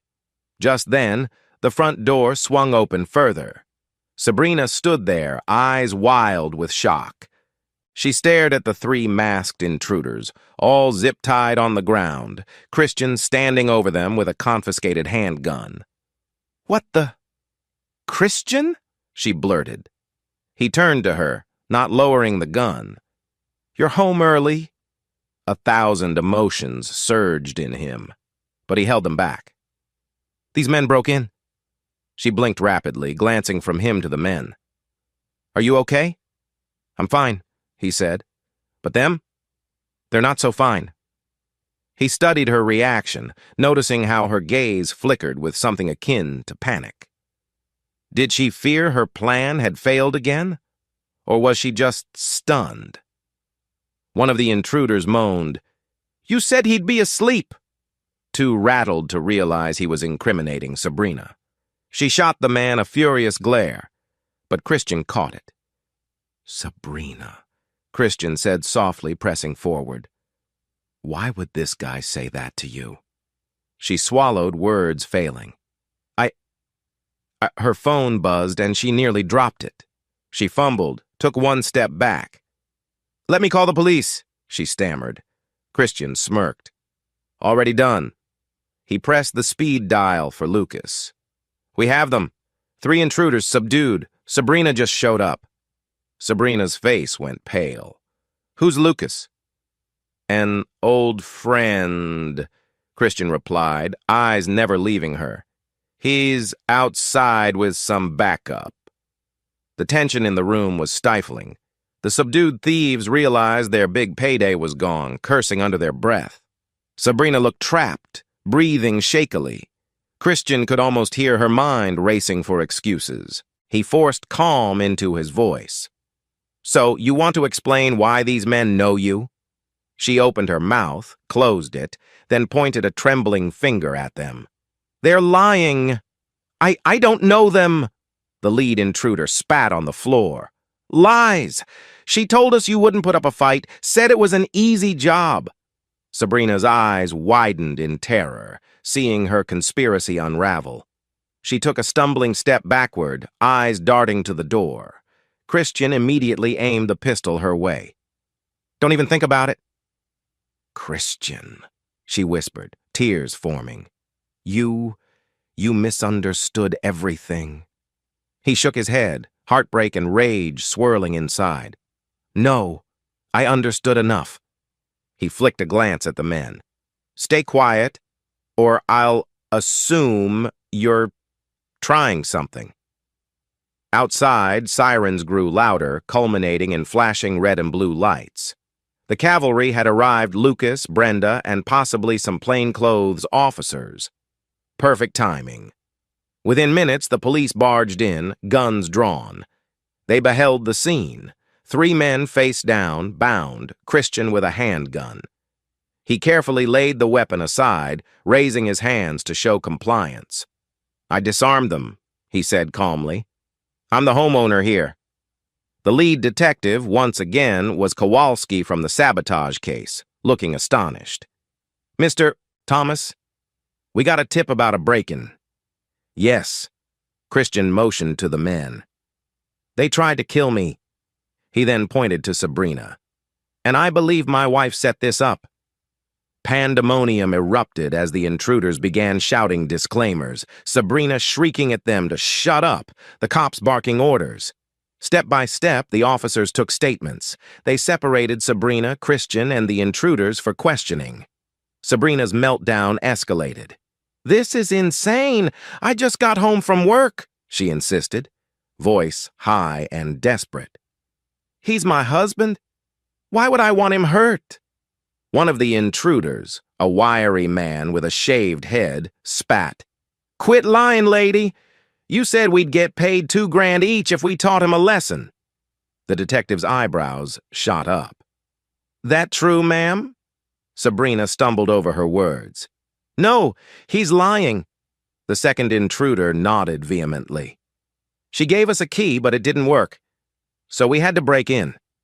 He gestured with his tied hands to the broken door. "Said we'd split his valuables or something."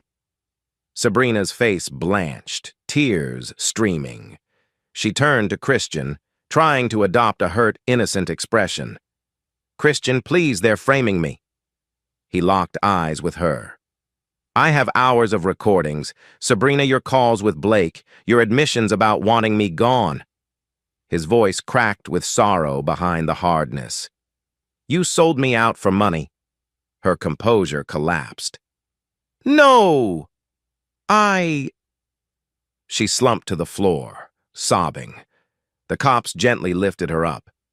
Meanwhile, the 3 intruders were led out in handcuffs, still shouting about how Sabrina had orchestrated everything. Detective Kowalski turned to Christian. "We'll need your statement again, plus those recordings you claim you have." Christian nodded, handing over a flash drive he'd prepared. "Everything's on here, calls referencing the planned break-in, referencing Blake Johnson's involvement, plus the earlier sabotage attempt." Sabrina cried out, "Stop listening to him!" But the cops were already hooking her wrists into cuffs. She was arrested under suspicion of conspiracy to commit murder, among other potential charges. The heartbreak on Christian's face was genuine, the final blow to a marriage that had become a nightmare. By dawn, the apartment was quiet again, left in shambles. Police tape hung over the broken door. Christian, emotionally and physically exhausted, sat on the couch, trying to process. Brenda hovered near him, placing a comforting hand on his shoulder. Lucas was outside, talking to detectives. Ellen had texted updates. Sabrina's been booked. The men are flipping on her. Christian stared at the bullet hole in the floor. So many years with Sabrina ended in a single chaotic night. The haunting realization, she'd truly hired thugs to kill him. He felt a mixture of relief and deep sorrow. At least the immediate threat was over. But the bigger fish, Blake Johnson, remained out there. He's next, Christian vowed. He can't slip away. End of Chapter 7. Word count so far, 15,200 total in Part 2. Chapter 8. Sabrina's arrest dominated Christian's thoughts, but he knew the puzzle wasn't complete. She'd almost certainly flip the blame to Blake, but whether that would stick legally was another question. Christian was determined not to give Blake any room to maneuver.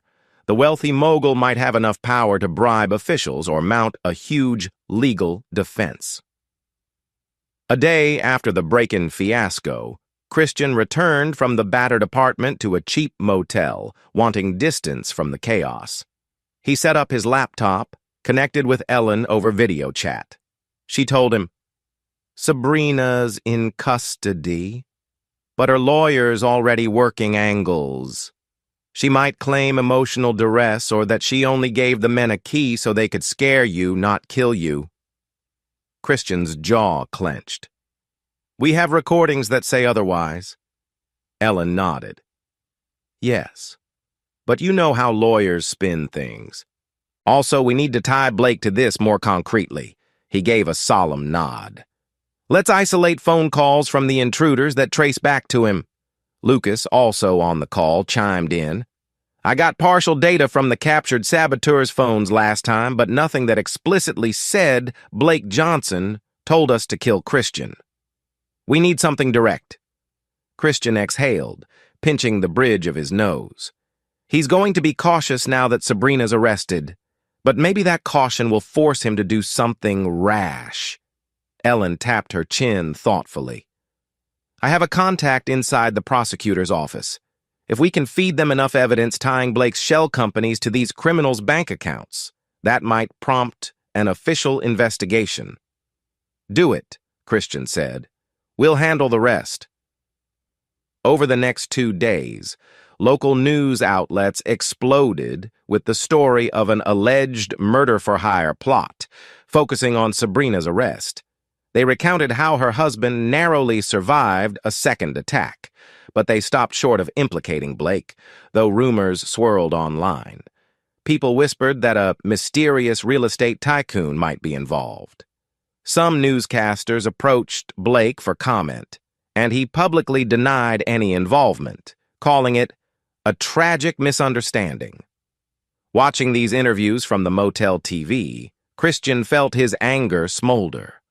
Blake stood in front of a marble foyer wearing an immaculate suit, telling reporters, "This is a personal family matter for Mr. Thomas and Sabrina.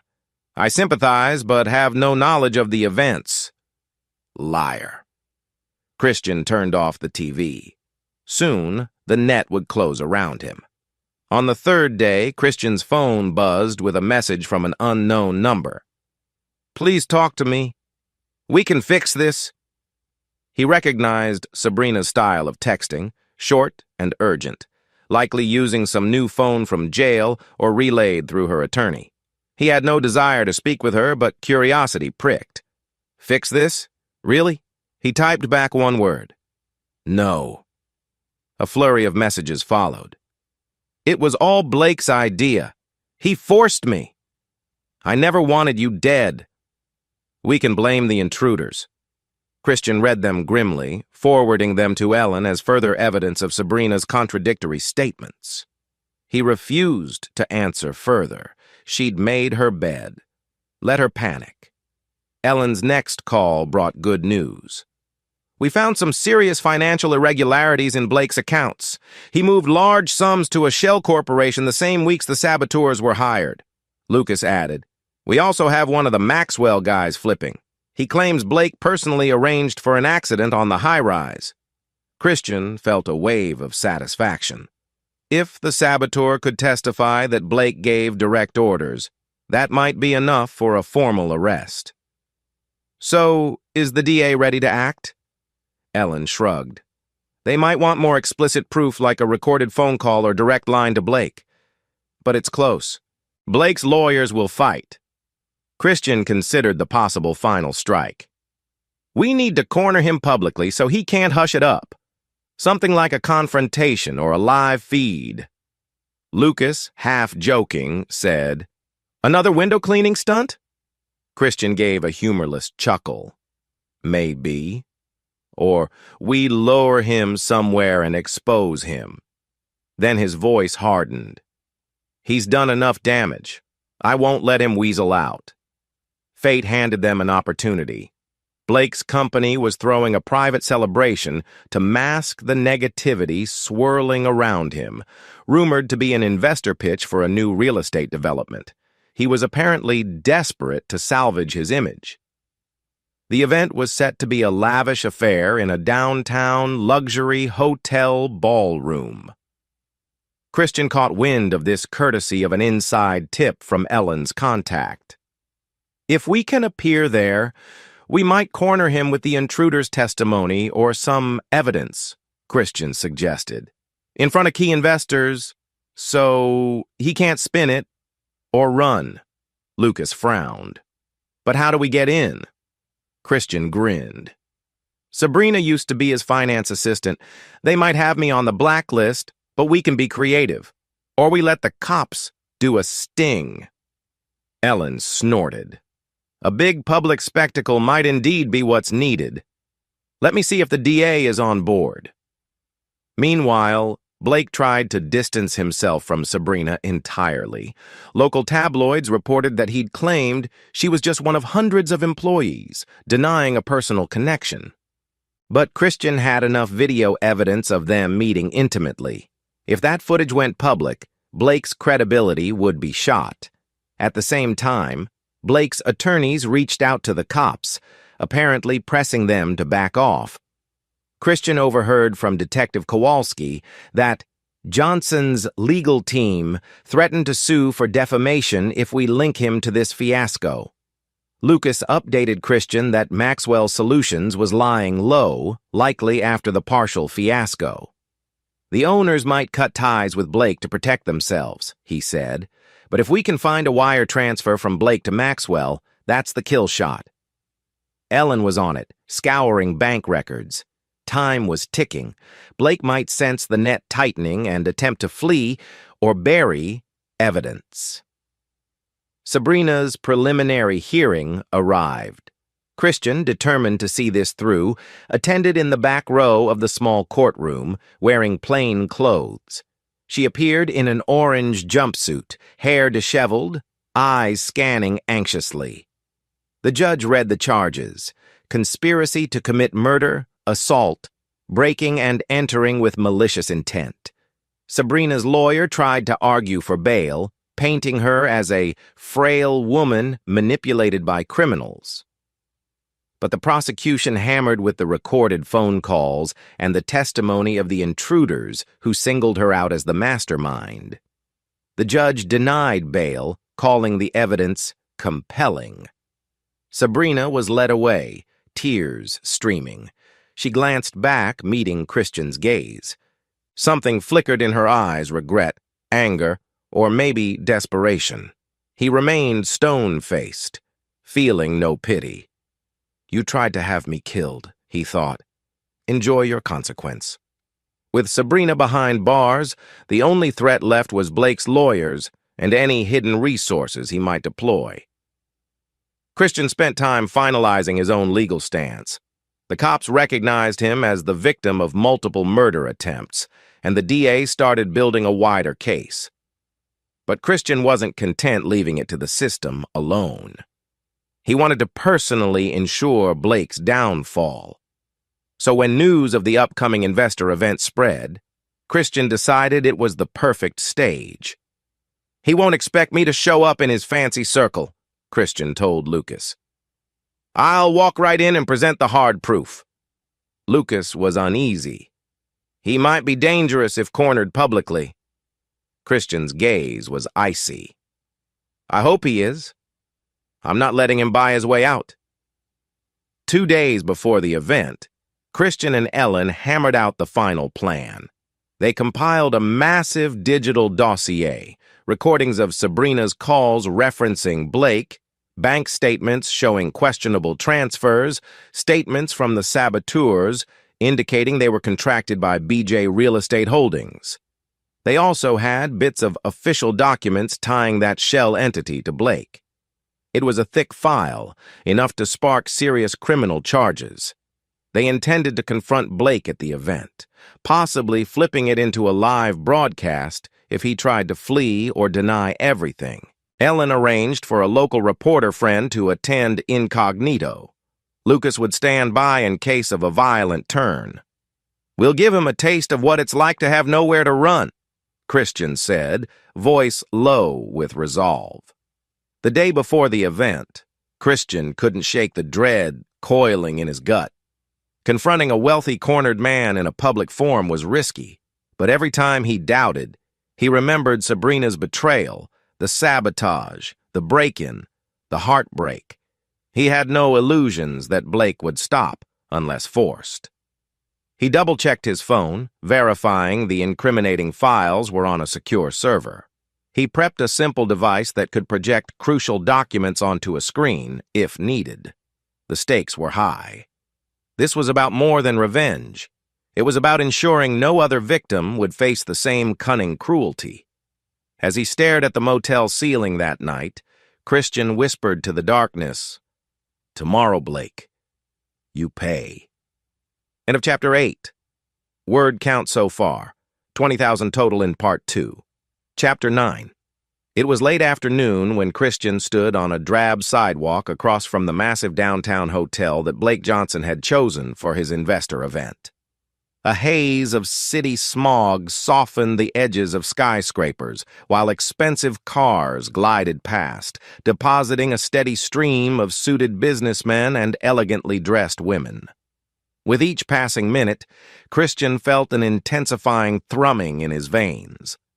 Sabrina was behind bars, charged with conspiracy to commit murder, but the man at the top of the pyramid, Blake, still walked free, orchestrating a lavish function to lure potential investors into another real estate project. Christian wore a nondescript suit he'd borrowed from Lucas, his expression one of calculated calm. His phone rested in his inside jacket pocket, loaded with digital proof tying Blake to the saboteurs and to Sabrina's deadly schemes. He turned to see Lucas step out of a black sedan parked along the curb. Lucas was tall and broad-shouldered, wearing an understated black blazer, a phone in hand, earpiece tucked discreetly behind his ear. He surveyed the hotel's grand entrance and the bustling doormen in crisp uniforms. "Ready?" Lucas asked, voice low. Christian nodded. No turning back now. They both knew the plan. Christian would enter the event, mingling as though he belonged thanks to a borrowed pass. Meanwhile, Lucas would hang back, prepared to record from hidden vantage points or intervene if things turned violent. Ellen, working from a remote site, would keep a police contact on standby. If Christian managed to corner Blake publicly, the entire confrontation would be streamed to a secure channel, guaranteeing no last-minute hush-ups. A wave of memory hit Christian. The first time he'd met Sabrina at a friend's barbecue, how bright and playful she'd been. That memory felt like a ghost. Now, she'd given up her life for illusions of wealth and status and almost cost him his. He inhaled deeply, forcing the heartbreak aside. Focus. He needed to remain clear-headed to bring down the puppet master behind it all. "Let's do this," Christian murmured, adjusting his lapel. Together, they crossed the street toward the gilded doors of the Regency Hall Hotel, where valets scurried about and chandeliers flickered through the lobby windows. The final act was about to begin. Inside the hotel, the air was crisp and faintly perfumed with expensive cologne. Plush carpets hushed the footfalls of well-dressed guests, and staff in tailored uniforms directed arrivals to the second-floor ballroom. Christian offered a polite nod to a greeter who was checking invitations against a list on an iPad. Lucas lingered behind, near a row of potted palms, scanning the scene. Christian stepped forward, producing the pass that Ellen had procured allegedly from a smaller investor who had decided not to attend. The greeter, a young woman with a bright professional smile, ran his pass under a scanner. A beep. The screen turned green. She welcomed him to the Johnson Real Estate Vision 2030 Summit. "Enjoy your evening, sir," the greeter said with a polite tilt of her head. Christian stepped aside, glancing over his shoulder briefly. Lucas pretended to check a text message, ready to slip into the event later if needed. They decided it was safer for Christian to go in alone first, to reduce suspicion.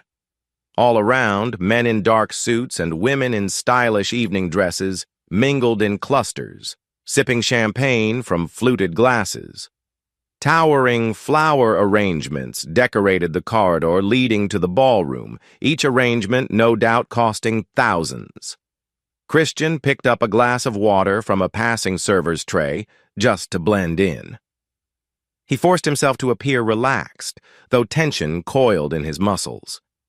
The monstrous hypocrisy of it all stung. Blake, who'd tried to murder Christian for insurance money, was about to pitch grand new real estate developments to wealthy backers. Meanwhile, Sabrina was rotting in jail. "Tonight your empire begins to crumble," Christian thought fiercely. He turned his gaze forward, stepping into the glittering ballroom. The ballroom was an opulent space with a vaulted ceiling, shimmering chandeliers, and a polished marble floor that reflected the swirl of expensive shoes. A small stage rose at the far end, lined with banners displaying stylized images of future skyscrapers and the words, "Johnson Real Estate Group, Building Tomorrow." People milled around, sipping cocktails, examining architectural mock-ups on easels, and chatting about potential returns on investment. Christian spotted a few faces from the city's social circuit minor celebrities, local politicians, and business figures. He recognized none intimately, but he understood the type. Wealthy folks eager to multiply their fortunes. Blake's presence was likely near the stage or among clusters of VIPs. One corner featured a hospitality bar, offering top-shelf liquor and a refined selection of hors d'oeuvres.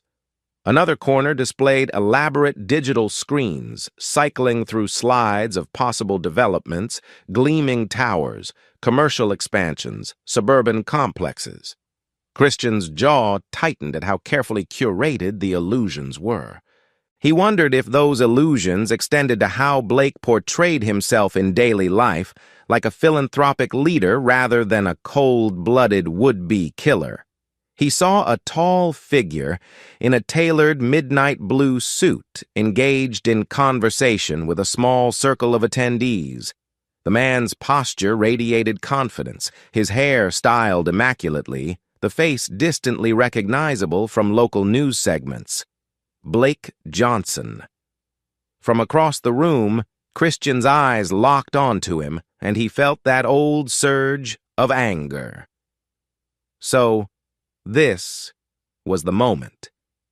He inhaled slowly, reminding himself to keep calm, to control the narrative. Weaving through the crowd, Christian angled nearer. Blake turned slightly, gesturing to someone, and Christian saw that he was wearing a gleaming watch and had an easy, practiced smile. The air of an alpha salesman. Christian paused a few feet away, blending behind two guests who were discussing property taxes. "The southeastern corridor is prime for development," Blake was telling a silver-haired investor. "Once the rezoning passes, we'll have exclusive rights to mid-rise expansions." The investor nodded, impressed. A woman next to them asked, "But the controversies around your other projects, how are you handling the negative press?" Blake gave a smooth chuckle. Pure sensationalism, a disgruntled employee, some outlandish accusations. The authorities have dismissed them. Johnson Real Estate stands behind its integrity. Christian clenched his teeth. Outlandish accusations referred to the murder plot, no doubt. He took a step forward. "Pardon me," he said with an even tone, inserting himself into the circle. "I couldn't help overhearing. Did you say the authorities dismissed the matter?" Blake's gaze flicked to Christian, an almost imperceptible shock crossing his features. He covered it quickly with a polite, tight smile. "I'm sorry. Do I know you?" Christian's lips curved in a humorless smile. "We've met, briefly.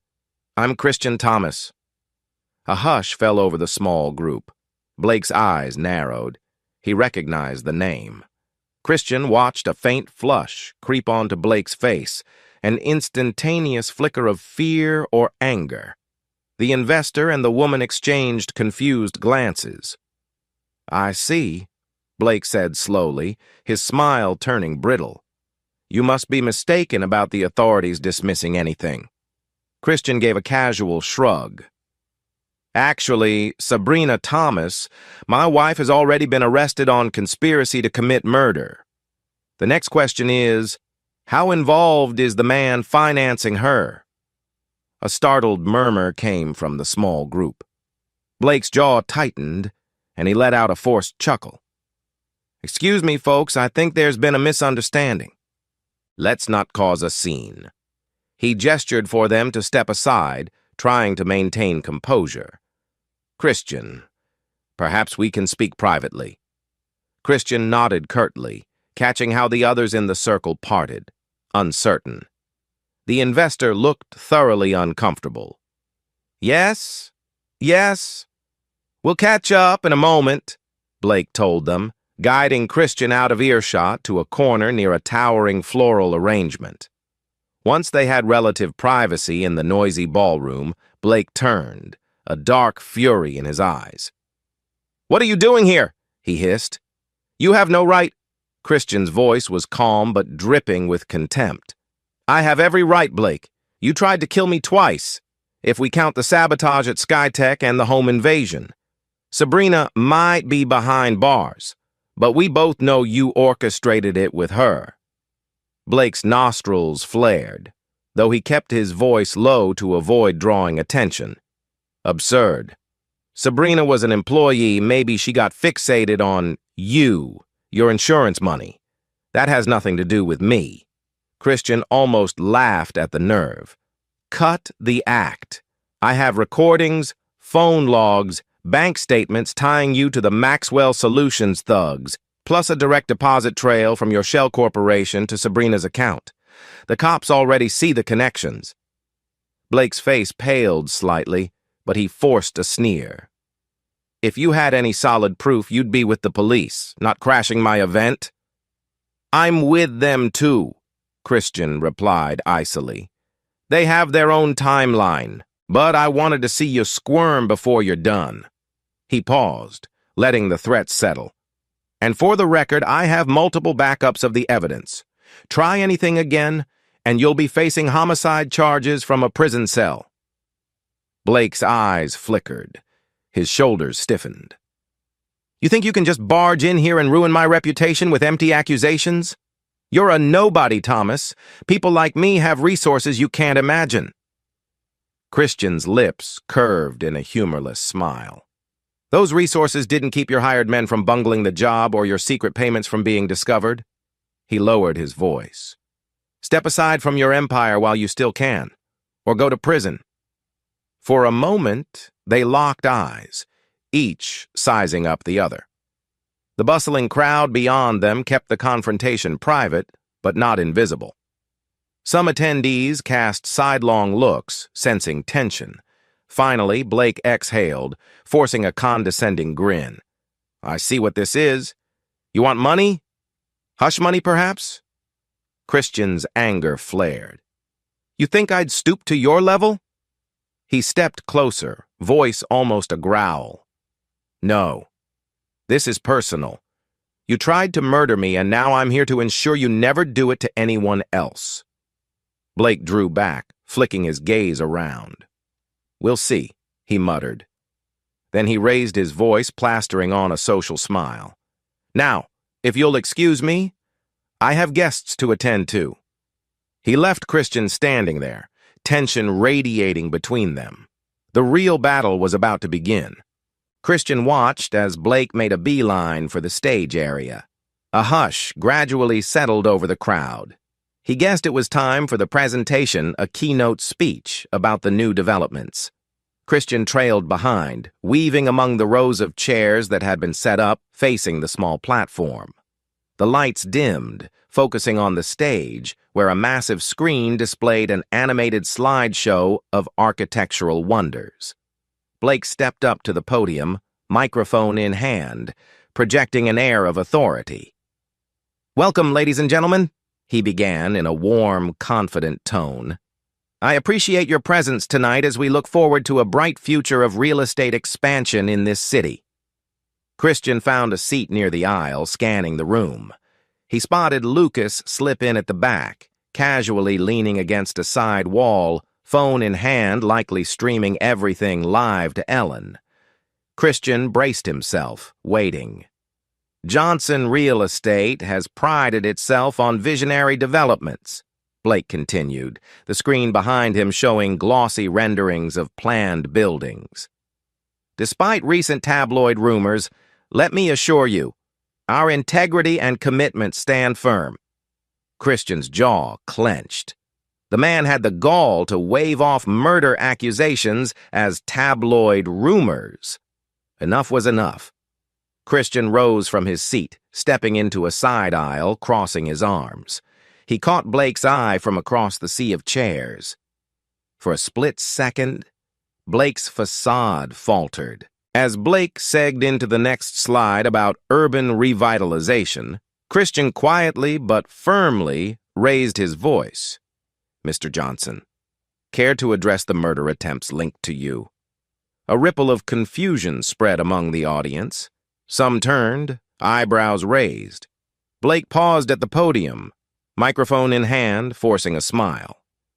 "Excuse me, I'm in the middle of a presentation." Christian didn't back down. "Yes, a presentation about your sockled integrity, while your co-conspirator is locked up for trying to kill me." Gasps flitted through the crowd. A few recognized Christian from the earlier small group confrontation. Cameras on phones began flashing. People were sniffing drama. Blake's face hardened, but he tried to maintain composure. "Sir, you're disrupting an event. I'll ask security to escort you out." Before he could call security, Christian whipped out his phone, tapping a button that projected the first piece of incriminating evidence onto the large screen. Ellen had set up a tiny device in the AV system earlier, courtesy of Lucas's infiltration. The screen abruptly switched from architectural slides to a paused audio clip labeled "Sabrina and Blake." In a stunned hush, the entire ballroom stared as the audio clip began playing. Sabrina's voice. "We have the policy set. All we need is for him to have an accident. That's where your team comes in." Blake's voice.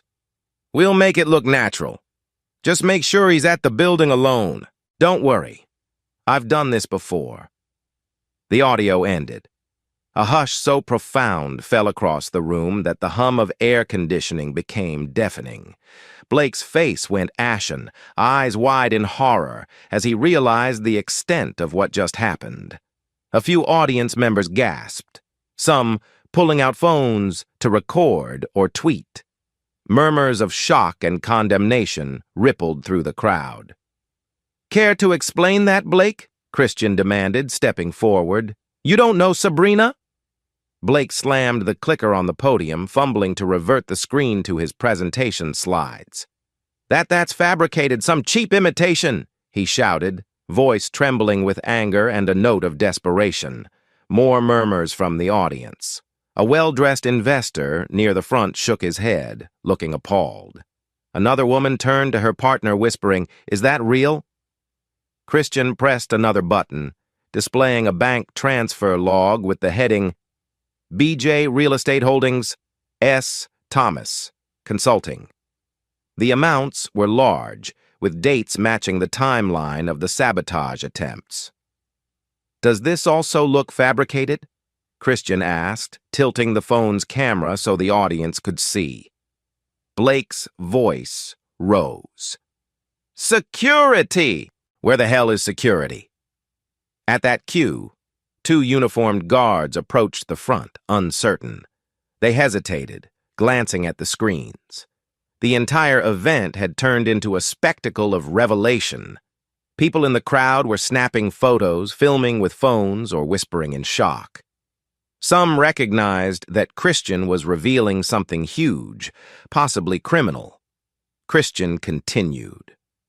"I have more recordings, more logs. Sabrina's already arrested for attempted murder, and your saboteurs admitted working for you." He turned to the audience. "He's been paying them to stage accidents like the sabotage on me while I was window cleaning or the home invasion where they tried to shoot me." A flurry of gasps. Blake hammered the microphone. "This man is insane! He's a disgruntled husband who wants to blackmail me!" Lucas moved forward from the side of the ballroom. "We're streaming this event live, Mr. Johnson. The police have been informed." He brandished his phone. "Your lies won't work now." Panic leapt in Blake's eyes. He glared at Christian, then at Lucas. You can't do this. I'll sue you both for defamation." Christian's voice rose, carrying across the silent watchers. "Go ahead. Meanwhile, the DA has a fresh subpoena for your bank records. They'll see the money trail to Maxwell Solutions, the same crew that tried to kill me." Sweat beaded on Blake's forehead, his once perfect hair slightly disheveled from the tension. He swallowed, turned to the audience, forcing a hollow laugh. "Ladies and gentlemen, please ignore these sensational claims. We'll resume the presentation." Christian cut him off. "No, this is the end." He lifted his phone, tapping another file. It displayed a video snippet from the rooftop sabotage, showing masked men tampering with Christian's gear. Then a freeze frame of text messages between them and a contact labeled B. Johnson. The proof, meticulously compiled, left no doubt in any rational mind. A surge of commentary swept the crowd. Some parted ways as if physically distancing themselves from Blake, disgusted or fearful. Others yelled questions. In the confusion, Christian watched a swirl of emotions cross Blake's face. Anger, denial, panic, desperation. Suddenly, a middle-aged man in a suit stepped forward from among the crowd. He identified himself as a city council member. "Is this true, Johnson?" he demanded, voice shaking. "If so, your entire development plan is tainted." Blake struggled to maintain composure. "Councilman, please, these are outrageous lies." "How do you explain the audio?" the councilman fired back, face reddening. Blake stammered. "That's not my voice. Some audio manipulation." Christian locked eyes with him. "The final voice analysis from an independent lab will confirm it, and I can produce that in court." He then shifted his gaze to the councilman. "I have no reason to lie. Blake Johnson tried to murder me for an insurance payout with my wife, who is now in jail." The councilman shook his head in disgust. A wave of outraged chatter washed over the ballroom, with some shouting at Blake, others filming the meltdown. The entire event was in tatters.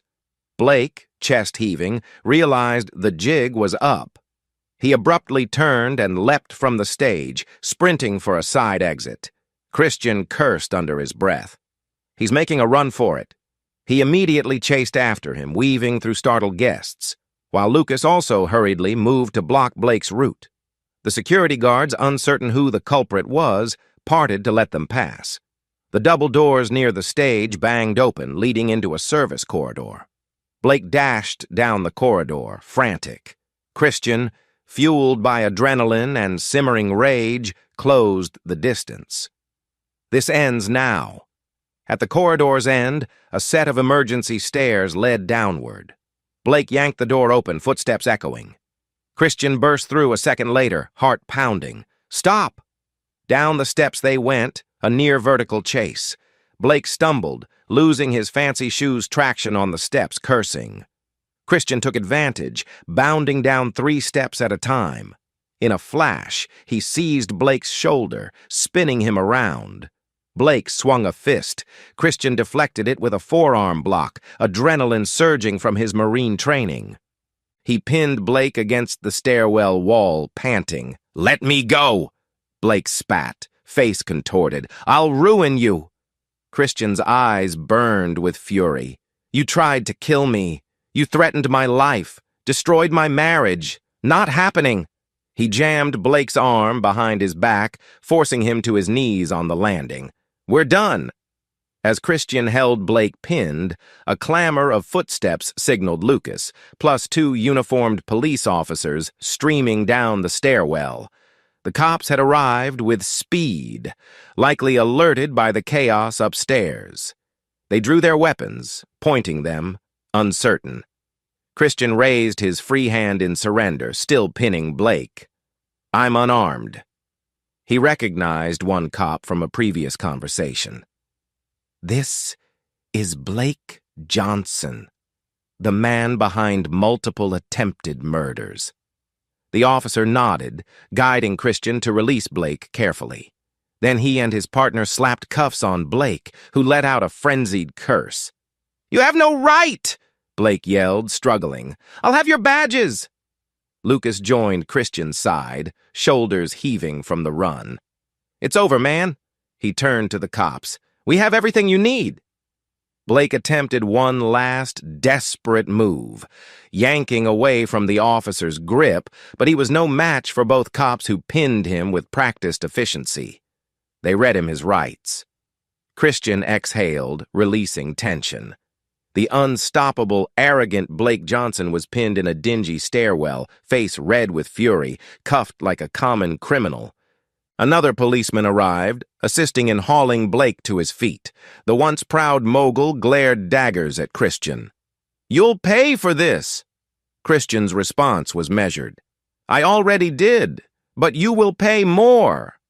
With that, the cops escorted Blake up the stairs, presumably to a waiting patrol car or an unmarked vehicle outside. Lucas clapped a hand on Christian's shoulder. "You good?"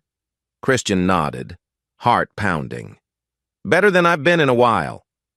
They returned to the ballroom, where half the guests had fled, but a cluster remained, curiosity overshadowing caution. Word spread that the police had arrested Blake. Some looked on in shock as he was paraded out in handcuffs. Some whispered, "My God, I invested with him?" Others took photos or videos. The entire fiasco was captured on a dozen phones, not the triumphant investor summit Blake had envisioned. A swirl of relief and lingering adrenaline coursed through Christian. He glimpsed Lucas, giving him a nod. Mission accomplished. Now the legal aftermath would begin, but at least no one could hide or distort the truth. The man who conspired to kill Christian was in custody, publicly disgraced. End of Chapter 9. Word, count 4,000s. So far in Part 3. Chapter 10. The next morning, Christian found himself sitting in a worn leather chair at a small law office downtown. Sunlight angled through the blinds, illuminating dust motes in the air. His mind felt oddly numb after the previous night's dramatic confrontation. Everything had happened so fast. The meltdown at Blake's event, the chase, the arrest. By the time Christian had managed to leave the scene, reporters were swarming and the internet was already buzzing with videos from the fiasco. Now, with the dust settling, Detective Kowalski and an assistant district attorney, ADA, named Ramos, sat across from him, flipping through printouts of evidence. Lucas lingered in a corner, arms folded protectively. "So," began ADA Ramos, a sharp-eyed woman in her mid-30s, "Blake Johnson was processed last night. We charged him with conspiracy to commit murder, attempted murder, and possibly further charges once we confirm details from Maxwell Solutions." Detective Kowalski nodded, tapping his pen. He's screaming about defamation, claiming the audio is doctored, the bank logs are for normal consultant fees, and so on. But the public nature of that meltdown and his attempt to flee didn't help him. Christian gave a weary shrug. He can spin it however he wants, but he can't bury it now. Ramos frowned. True. The main question is how strong our case stands if his high-priced defense team tries to block evidence as illegally obtained. For instance, that audio feed from the phone calls, we have to ensure it's admissible. Lucas chimed in. I can testify to how we set it up with the homeowner's consent, Christian's home, plus the infiltration we did in public spaces. Ramos nodded. That helps. Also, the Maxwell men we arrested earlier can provide direct statements that they were hired by or on behalf of Blake. Detective Kowalski leaned forward, gaze fixed on Christian. And Sabrina's hearing is next week. She might strike a deal if it means less time naming Blake as the primary conspirator. Christian stared at the tabletop, swirling with conflicting emotions. Sabrina, his wife, had chosen betrayal, but maybe her testimony could further seal Blake's fate. He felt a twinge of pity, recalling the woman he once loved before greed eclipsed her. But pity won't save me or her from the truth. I'm fine with whatever leads to justice, Christian said quietly. She's behind bars for a reason, but if giving up Blake's role thoroughly helps her come to terms, so be it. Ramos closed the folder. Great. We'll coordinate with you if we need further testimony. She stood, adjusting her blazer. For now, you've done the city a service, Mr. Thomas. If even half of these allegations hold up, we're talking about a major scandal that'll reverberate in the real estate world. Christian exhaled, a wave of fatigue washing over him. I just want to be free of all this. Kowalski offered a small nod, uncharacteristically empathetic. Take some rest. We'll keep you posted. 2 days later, Christian received an unexpected call from the county jail. The automated voice said an inmate, Sabrina Thomas, requested to speak. Christian's first instinct was to hang up, but curiosity and a lingering thread of unresolved emotion made him accept. The line clicked, a hollow echo. Christian? Sabrina's voice, ragged, desperate. Can you hear me? He steadied himself. Yes, I'm here. She exhaled, shaky. I heard Blake got arrested.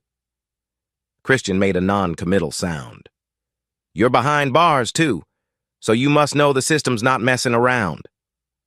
A moment's silence. Then she began. Listen, I know you hate me. I made a terrible mistake. I was under so much pressure, Blake promised me. He cut her off, voice cold. Don't shift the blame, Sabrina. You tried to kill me. She sniffled. I know, but I never wanted it to go so far. He manipulated me. Stop, Christian said firmly, the old ache in his chest returning. You made choices. You took money. You set me up with those criminals. That's not just manipulation. Her voice trembled. I have no defense for that. But Christian, the DA says if I testify fully against Blake, they might lower my sentence. He felt a flicker of relief. Then do it. Sabrina sobbed softly. I'm so sorry. I ruined everything. I lost you. Pain lanced through him. He recalled better times, but the memories were overshadowed by her betrayal, the sabotage attempts, the night intruders. You didn't just lose me, Sabrina. You lost your freedom, your reputation, your future. She whispered, I know. Please, I just want you to know, if I could go back, I'd never have done this. Christian's chest felt tight. Well, we can't go back. He tried to keep his tone steady. You can help put Blake away for good. That's the only path left to salvage something from this mess. She swallowed audibly. Okay, I'll do it. A pause. Will you ever forgive me? Christian closed his eyes, the pain raw. I don't know. Then he hung up, feeling drained and a little lighter that she was finally accepting some responsibility. But forgiveness? That was a lifetime away, if ever. News channels feasted on the scandal. Headlines read, "Real estate, Mogul Blake Johnson arrested amid murder plot allegations." Editorials dissected how greed and ambition fueled such crimes. Some corporate sponsors withdrew from Johnson Real Estate. The once respected name was now a cautionary tale. Behind the scenes, the district attorney's office assembled a grand jury to consider formal indictments. Christian found himself called to testify before them, presenting the audio recordings, the sabotage footage, and details of how Sabrina had all but admitted Blake's role. Sabrina's attorney signaled her willingness to cooperate, offering a sworn statement that Blake had orchestrated each step. On the day of the grand jury proceedings, Christian sat in a stark waiting area, wearing a modest suit, heart pounding with the significance of testifying under oath. When he was summoned, he stepped into a solemn room with jurors seated in rows, the DA addressing him from behind a podium. He recounted the entire story: the suspicious changes in Sabrina's behavior, the sabotage on the skyscraper, the break-in, the digital evidence. He tried to remain factual, though an undercurrent of personal betrayal ran beneath every word. When asked if he believed Sabrina acted alone, Christian stated bluntly, "No, she always referred to Blake Johnson's instructions and payouts. He financed it and pushed the timeline." The DA guided him through exhibit after exhibit. Text logs, phone calls, bank records, each time hammering the point that Blake's involvement was central. By the time Christian finished, a hush filled the room. The evidence was damning. He left the stand with shoulders heavy but hopeful that the system would do its job. The following day, Sabrina gave her own sworn deposition, presumably detailing Blake's manipulations and direct orders. Christian wasn't allowed in the room, but the DA later confirmed she named Blake as the mastermind, admitted forging insurance documents at his insistence, and recounted phone calls where he threatened to withdraw funding if she didn't speed up the murder plan. This sealed the grand jury's perspective. A formal indictment against Blake was all but guaranteed.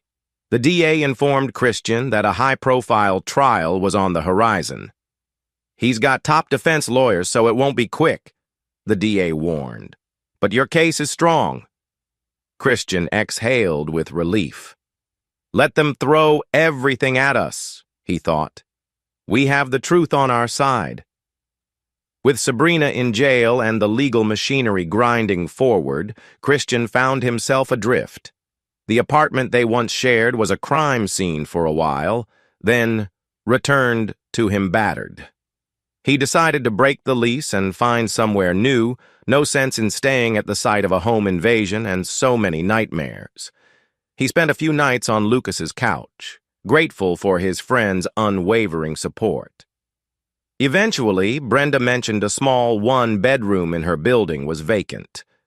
Christian jumped at the chance for a simpler, quieter environment. He moved in, furnishing sparse a bed, a couch, a table, a few boxes. The emptiness gave him mental space to process the chaos of the past months. Some nights he'd wake from vivid nightmares of falling from a skyscraper or being ambushed at home. Each time he'd remind himself that the immediate threats were gone. The saboteurs were locked up, Sabrina and Blake indicted. The city, ironically, recognized him in bits of local media as the man who unmasked a real estate mogul's murderous plot. He disliked the attention, preferring anonymity. Still, remnants of anger and heartbreak lingered. The woman he loved had traded their marriage for a promise of wealth. He had moments of sorrow, flashes of old happiness overshadowed by the monstrous betrayal. He channeled that turmoil into daily workouts, runs by the river, and short therapy sessions Brenda had recommended through a local counselor. Healing step by step. Ellen, the ex-CIA private investigator, stuck around in the city to finalize the evidence chain of custody. She and Christian sometimes met for coffee, talking about life beyond espionage. She shared stories of leaving the CIA for moral reasons, wanting a normal life but finding clients still needed her skill set. "You're lucky," she told him once, stirring her latte, "that your training lets you handle this. A normal civilian, up against someone like Blake and Maxwell Solutions, it would have ended badly." Christian nodded, a grim smile. "I never expected to fight a war at home, but here we are." Lucas, for his part, hinted he might relocate to a calmer city soon. He was proud of how they dismantled Blake's operation, but disliked the intense scrutiny. "We did good," he told Christian, "but the job's not done until the trial punishes him."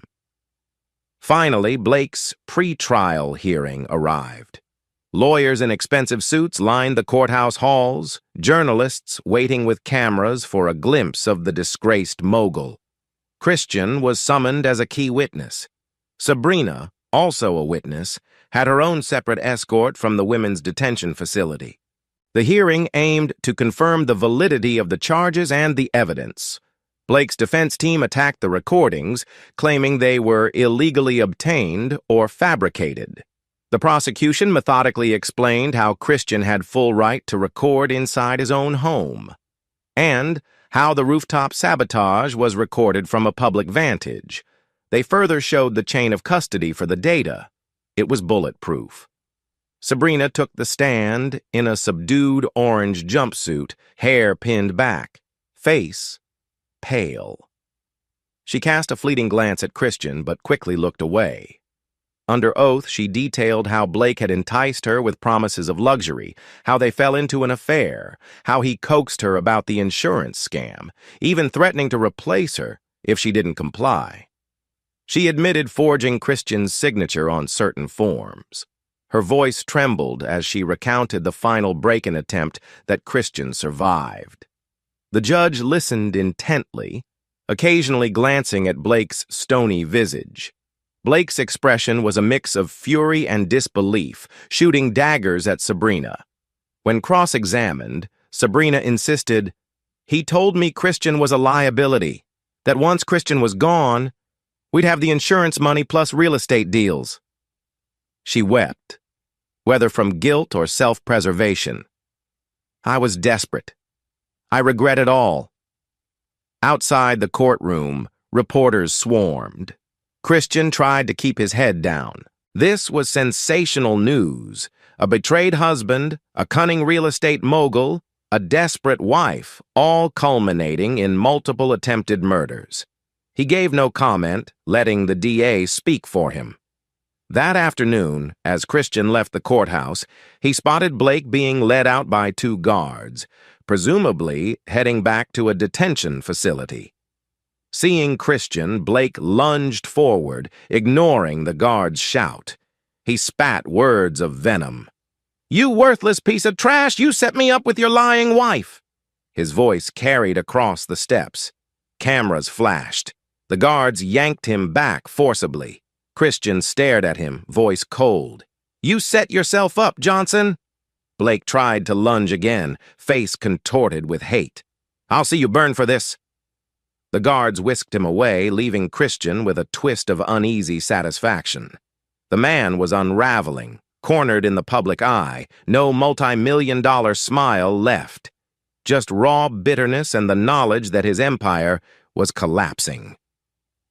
In the following weeks, rumors circulated that Blake's lawyers considered a plea deal to avoid the spectacle of a public trial that he might lose. Meanwhile, Sabrina's legal counsel angled for a reduced sentence in exchange for her full cooperation. Christian occasionally got updates from the DA's office. "They're trying to see if Blake will take a lesser charge like conspiracy or attempted manslaughter instead of premeditated murder," a legal aide explained. "But the DA isn't thrilled about letting him off easy." Christian was torn. A full trial risked delays, but it could yield a maximum sentence if the jury convicted him. A plea might secure a definite punishment but shorter prison time. Does he deserve a break? Christian wondered grimly. He tried to kill me. Twice. He spoke with the DA, stating that he'd support whatever path guaranteed Blake never harmed another soul. I don't want him walking in a few years, he said firmly. He's wealthy, manipulative. The DA nodded. Understood. We'll push for a substantial sentence. Simultaneously, Sabrina's counsel asked Christian if he'd provide a character statement supporting that she was manipulated. He refused. She made her bed, he told them. I hope she can find redemption, but I'm not your best reference for her moral fiber. Behind bars, Sabrina was likely grappling with her choices, but Christian had no sympathy left to spare. One evening, Christian walked along the city's riverfront walkway, the skyline lit in the distance. He paused at a railing, gazing at the water's gentle flow. This was the same city where he once strove to find peace after his CIA days, ironically forced back into a kind of personal war. He closed his eyes, recalling the treachery, the near-death experiences. For so long he'd been treading water, consumed by betrayal. But now, Blake was behind bars, awaiting trial or a plea. Sabrina was also incarcerated, a puzzle piece in the conspiracy. The unstoppable wave of violence had receded, leaving him standing on the shore, battered but alive. A breeze ruffled his hair. He thought of all he'd lost: his marriage, illusions of normalcy, and realized that in some twisted way, he'd reclaimed his identity. He wasn't just a quiet window cleaner. He was a survivor, an ex-Marine, an ex-CIA operative who overcame lethal plots. And he was free to shape his own future. In the hush of that moment, he felt the faint flicker of hope. Maybe I can build a new life unburdened by secrets and betrayals. The city lights twinkled, as if in agreement. He turned and walked away from the water, mind set on forging a better tomorrow. End of Chapter 10. Word count 8,100 so far in Part 3. Chapter 11. Several weeks passed, each day bringing new developments in the case. Despite his lawyer's frantic maneuvers, Blake Johnson remained in custody, indicted on multiple counts, including conspiracy to commit murder, attempted murder, fraud, and additional charges tied to forging insurance documents. Sabrina's testimony, plus the confessions of Maxwell Solutions' henchmen, left the defense with little room to maneuver. News outlets continued swirling around the story, labeling it the Johnson scandal, with some sensational headlines calling it a $1 million murder plot. The trial date was set for early fall, giving time for the prosecution and defense to finalize their strategies. Christian resumed a semblance of normal life. He took a new job, ironically still in building maintenance, though strictly interior repairs now, avoiding the heights that once nearly claimed his life. He found mild solace in the routine of painting walls, fixing plumbing, and simple tasks that demanded quiet focus. Brenda occasionally joined him for coffee breaks, offering moral support. In the evenings, Christian compiled final details for the prosecution, ensuring no contradictions. He also sat with a therapist recommended by the DA's victim support program, gradually untangling the emotional knots left by betrayal and attempted murder. If there was a bright side, it was that he no longer needed to hide who he was. One sunny morning, Christian received a letter from Sabrina. Not a request to call, but an actual handwritten note delivered by mail. He debated throwing it out, but chose to open it, curious about the contents. Her handwriting was shaky. Christian, I hope you'll read this, though I know you have no obligation to forgive me. I've been in solitary reflection, literally and figuratively. I replay our marriage in my mind where it went wrong, how I let greed and illusions blind me. I said so many times it was Blake's fault, but I'm coming to terms with my part. I gave my official statement. The DA assures me that testifying fully against Blake is my best shot at a plea deal. I still face years in prison, but maybe I can find a shred of redemption. I don't expect your sympathy, but I do need you to know that I regret everything. No amount of money was worth losing you. I pray you find peace and happiness. If you ever want to talk or curse me out or anything, I'll be here. This place is lonely, but it gives me time to realize how twisted my choices were. I'm sorry. Sabrina. Christian read it twice. Emotions swirling anger, sadness, a faint ache of what might have been. He admired that she was at least owning up to her role, but forgiveness was not something he could simply grant. He folded the letter and placed it in a drawer, uncertain if he'd ever respond. At last, the trial commenced. The city's courthouse buzzed with onlookers, journalists, and legal teams. A ring of press cameras formed outside as police vans transported both Sabrina and Blake from their respective detention centers. Sabrina, still clad in an orange jumpsuit, wore a resigned expression. Blake in a tailored suit, looking pale and furious.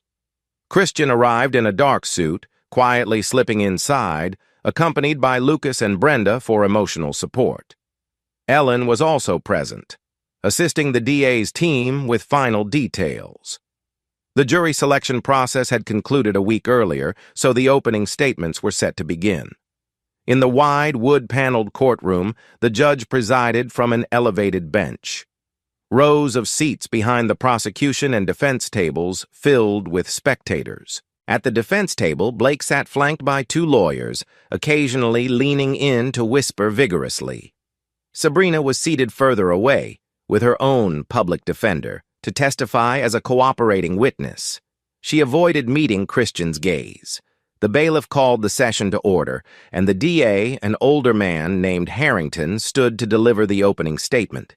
He painted a gripping narrative, a powerful real estate mogul, entangled in an affair with an employee, hatching a plot to eliminate her husband for a huge insurance payout and to keep his illicit dealings hidden. Harrington promised to show the jury concrete evidence of Blake's direct involvement in two separate murder attempts, culminating in the final fiasco at Christian's home. The defense responded with a claim that Sabrina and the saboteurs acted independently, forging or falsifying evidence to extort Blake. They insisted Blake was framed by unscrupulous parties. Christian bit back a scoff at that blatant lie. But the jury listened intently, no doubt curious how the evidence would unfold. On the second day of the trial, Christian was called to testify. The prosecutor guided him through the timeline when he first suspected Sabrina of an affair, how he overheard references to insurance, the sabotage attempt on the skyscraper, the intruders at his home, and culminating in the confrontation at the investor summit. Christian recounted each step with a measured tone, describing his CIA background only briefly, explaining how it allowed him to gather surveillance evidence effectively. He held back the raw emotion, though it flickered whenever he mentioned Sabrina, or how close he came to death. The jury watched him, some with empathy, some with horror at the story. The defense attorney attempted to poke holes, implying Christian was obsessive, that he illegally wiretapped Sabrina. Christian answered calmly. It was his own home, and he had every right to place a recorder. As for the sabotage footage, it was recorded from a public vantage. The rope tampering was real, not staged.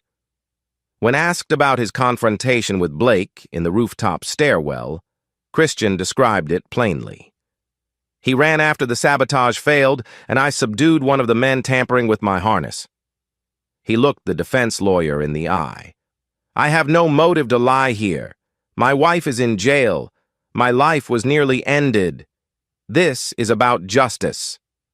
The defense tried to insinuate Christian only had circumstantial evidence linking the sabotage men to Blake, but Christian then recounted their text messages referencing B. Johnson. The courtroom screens displayed them. The jury listened, and the weight of that evidence clearly sank in. After his testimony ended, Christian stepped down, feeling drained. He caught a glimpse of Sabrina in the corner, hugging her elbows, eyes downcast. The prosecution called Sabrina next. Dressed in a county jumpsuit, hair pulled into a tight bun, she approached the stand with trembling hands. The bailiff swore her in, and she began her testimony, voice quavering but resolute. She admitted the affair, the insurance scheme, the incremental steps that led to murder attempts. She described how Blake orchestrated everything, right down to the day of the sabotage. "He told me to ensure Christian was scheduled on a high floor that day," she said, fighting tears. "He said if the harness or lines were compromised, no one would suspect homicide." The DA probed her details, the forged documents, the phone calls. She provided dates and times, painting a damning portrait of Blake's involvement. She also recounted the final attempt with local thugs at Christian's home, saying Blake had grown impatient after the fiasco at Skytech. During cross-examination, Blake's defense lawyer tried to discredit her. "Isn't it true you resent my client for not paying you enough, leading you to blame him?" She denied it, voice cracking. "No. He promised me everything if I cooperated, then threatened me if I hesitated. I was in love with him, or so I thought, until I realized how dark it was." Looking across the room, she spotted Christian for a fleeting second, tears glistening. She mouthed a silent apology he didn't acknowledge. The defense's attempts to frame her as a spurned lover seeking revenge seemed feeble against the mountain of corroborating evidence. Next, the prosecution brought forward 2 men from Maxwell Solutions, each testifying under a plea deal. They confirmed receiving direct instructions from Mr. Johnson's liaison, referencing phone calls with Blake himself, who insisted the sabotage look like an accident. They also recounted how they tampered with Christian's harness, describing the payment and intimidation if they failed. Their confessions left the defense reeling. With the saboteur's testimony, the combined evidence became overwhelming. The jury watched, some openly appalled at how calmly these men described planning a murder for a paycheck. As the trial neared its conclusion, Blake took the stand, a risky move. He attempted to project confidence, claiming he was the true victim of a conspiracy by Sabrina and disloyal subordinates. His polished veneer was cracked by the time the DA cross-examined him, systematically dismantling each denial with texts, bank transfers, and the eyewitness accounts. At one point, the DA played a final damning audio snippet, Blake bragging to Sabrina about having done this before, ensuring nobody suspects a thing. The snippet was fuzzy, but distinctly his voice. He stammered, trying to spin it as out of context, but the jury's expression said otherwise. After weeks of testimony, the prosecution gave a powerful closing argument. This man, driven by greed and arrogance, orchestrated not 1 but 2 attempts on an innocent man's life. He corrupted individuals around him, turned a wife against her husband, and nearly succeeded. We ask you to deliver the justice Christian Thomas and our community deserve. The defense's closing statement was comparatively hollow, insisting the evidence was circumstantial or fabricated. But the jury's faces suggested they were not convinced by half-baked arguments. Tension mounted as the jury deliberated. They stayed out for 2 days, combing through reams of evidence. Christian tried to distract himself, but each hour crawled.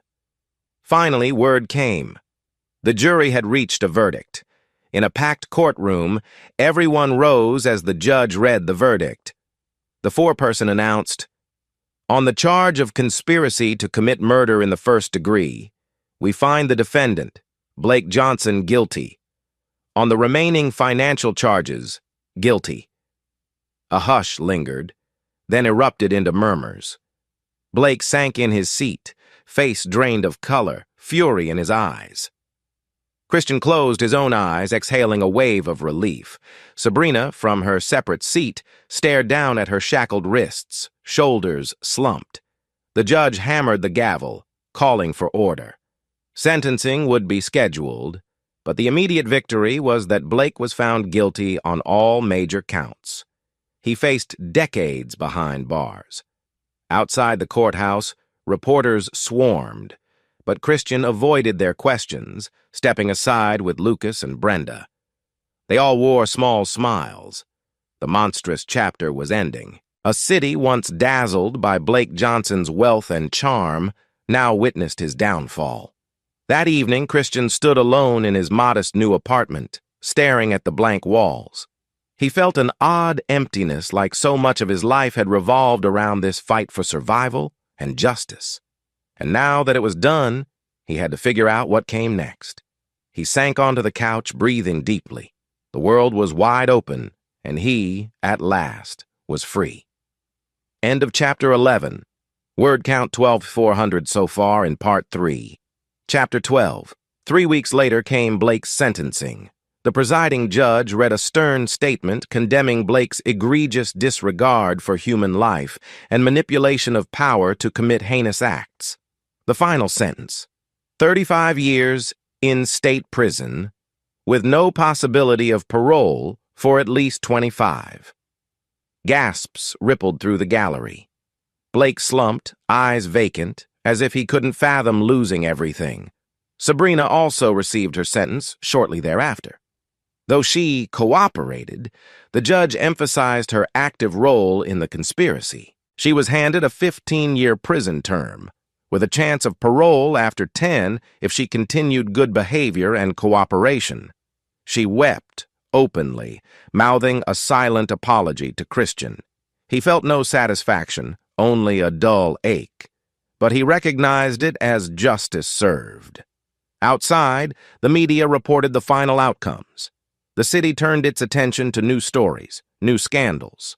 Blake's real estate empire crumbled, assets seized, lawsuits filed by defrauded investors.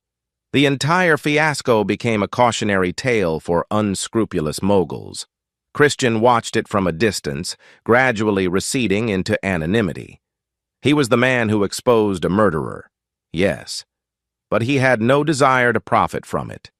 He just wanted a clean slate. 2 months after sentencing, Christian found himself driving to the women's correctional facility. It had taken that long for him to decide whether to see her. In the end, curiosity, maybe closure, brought him there. He arranged a visitation, stepping through security checks, eventually ushered into a stark visiting room with plastic chairs and tables. Sabrina entered wearing the beige prison uniform, her hair longer but dull. She looked thinner, subdued. Her eyes flicked with shock upon seeing him. Perhaps she hadn't truly believed he'd come. She sat across the table, hands folded. "You came." Christian offered a small nod, swallowing. "Yeah." The overhead lights hummed. Guards stood at the perimeter, giving them a semblance of privacy. "I thought about ignoring your letter, but I needed some closure." Sabrina's eyes welled. "I'm sorry. Again." A heavy silence hung. Christian studied her features, remembering the good times, overshadowed by darkness. "I'm not here to torment you, Sabrina." He sighed, voice quieter. "I just want to say I hope you use this time to figure out who you really are." She swallowed hard. "I've had a lot of time to think. It's humiliating, but maybe I can become someone better through this." He nodded, fiddling with his hands. "You might." Another pause. "We once had good memories. I won't pretend they mean nothing. But we both know what you did." Her tears slid down her cheeks. "I know. I don't expect forgiveness." Christian inhaled. Part of him felt a soft pang of pity, but the scars ran too deep for love. "Then we understand each other," he murmured. "Take care of yourself." Sabrina's voice wobbled. "Christian, please." She wanted to say more, but words failed. She just watched him with sorrow, perhaps acceptance. He stood, nodding faintly. Then he walked away, the overhead lights bleaching the color out of everything. In that moment, the final tether to the life he'd shared with Sabrina was cut. He left the facility, an odd mixture of sadness and relief pulsing through his veins. Over the next weeks, Christian arranged to sell or donate items from storage. He let go of possessions tied to his old marriage, keeping only a few personal mementos. He yearned for a fresh start, maybe in a different city. Lucas, about to move to the West Coast for a security job, offered a place with him temporarily. Brenda was sad to see him go, but she encouraged him. "You deserve a real reset," she said. Meanwhile, Ellen remained an ally, helping him close any loose ends. She teased him. "You could do well in private security. Your skill set is wasted on painting walls." He chuckled, uncertain if he wanted that path. One day, while flipping through a photo of him in marine dress blues, Christian recalled the sense of purpose he felt in uniform. He wasn't the same man, but he recognized that discipline and honor formed part of his core. Maybe he'd never fully escape that part of himself, but he could harness it more positively, help others, or simply live a calmer life. On a bright Saturday morning, Christian visited the old apartment building where he and Sabrina had lived. The landlord had refurbished the place after the break-in. The hallway felt smaller, the memories distant. He paused at the door that used to be theirs. Another tenant lived there now. He closed his eyes, recollecting a time he'd walked through that door, hearing Sabrina's laughter before all the secrets. That life was gone, but he refused to dwell on regret. Focus on what's ahead. He turned and walked away, the final ghosts laid to rest. That evening, Christian joined Lucas, Brenda, and Ellen at a cozy bar near downtown. A final get-together before Lucas moved, and Christian decided his next steps. The bar was dimly lit, a warm hum of chatter. They took a corner booth, clinking glasses in subdued celebration. "We took down a corrupt mogul," Brenda said, sipping her beer with a grin. "Feels almost surreal." Ellen nodded, "and hopefully saved future victims from Maxwell Solutions' brand of accidents." Lucas raised his whiskey. "To Christian, for not letting them push you off that ledge, figuratively or literally." They all laughed softly. Christian gazed at them, gratitude swirling. "I couldn't have done it alone. Thank you." He toasted with them, the sweetness of camaraderie washing away some bitterness. They talked of future plans. Ellen had more PI gigs lined up. Brenda planned to stay local, maybe start her own small cleaning service. Lucas was off to a top-tier security firm. Christian admitted he might relocate, possibly upstate or even cross-country, see if a new environment offered some peace. After a few rounds, they parted with hugs and well wishes. Christian felt a rare warmth, realizing he had real friends who'd stood by him through the darkest times. Days later, official paperwork arrived, finalizing the divorce from Sabrina. The attorneys handled the details behind bars, Sabrina consenting to a no-fault dissolution. Christian looked over the documents, feeling the last legal tie to that marriage severe. He signed them, returning them promptly. That night, he dreamt of Sabrina weeping in an empty house, but woke, resolute. The divorce was merely a legal acknowledgement of what was already shattered. With Blake locked away, the Maxwell Solutions gang mostly behind bars, and Sabrina serving her sentence, Christian found the city oddly quiet. He realized he no longer felt the heavy paranoia that once hounded him. The biggest challenge now was forging a path forward free of the shadows. He put in notice at his maintenance job. With minimal belongings, he loaded them into his old pickup truck, preparing to drive out of the city. Brenda and Lucas came to see him off. They embraced him warmly, exchanging final jokes. "Keep in touch," Brenda insisted. "We'll worry if we don't hear from you." Lucas gave him a firm handshake. "Take care, brother. You deserve a fresh start." Christian nodded, voice tight with emotion. Christian steered his pickup onto the highway at dawn, the city's skyline receding in the rear view. He felt a swirl of nerves and liberation. The entire ordeal had changed him, forging a sharper sense of self. No illusions about humanity's capacity for betrayal, but also a renewed faith in justice and friendship. He drove for hours, passing rolling countryside, feeling each mile lighten the weight on his shoulders. At a rest stop, he paused to watch the sunrise paint the sky in pink and gold. Sipping a cheap coffee, he wondered what the next chapter of his life might hold. Maybe he'd settle in a quiet town, maybe find a small workshop, a steady job, possibly explore advanced security roles. The possibilities felt endless. He made one last call to Ellen, who thanked him again for trusting her.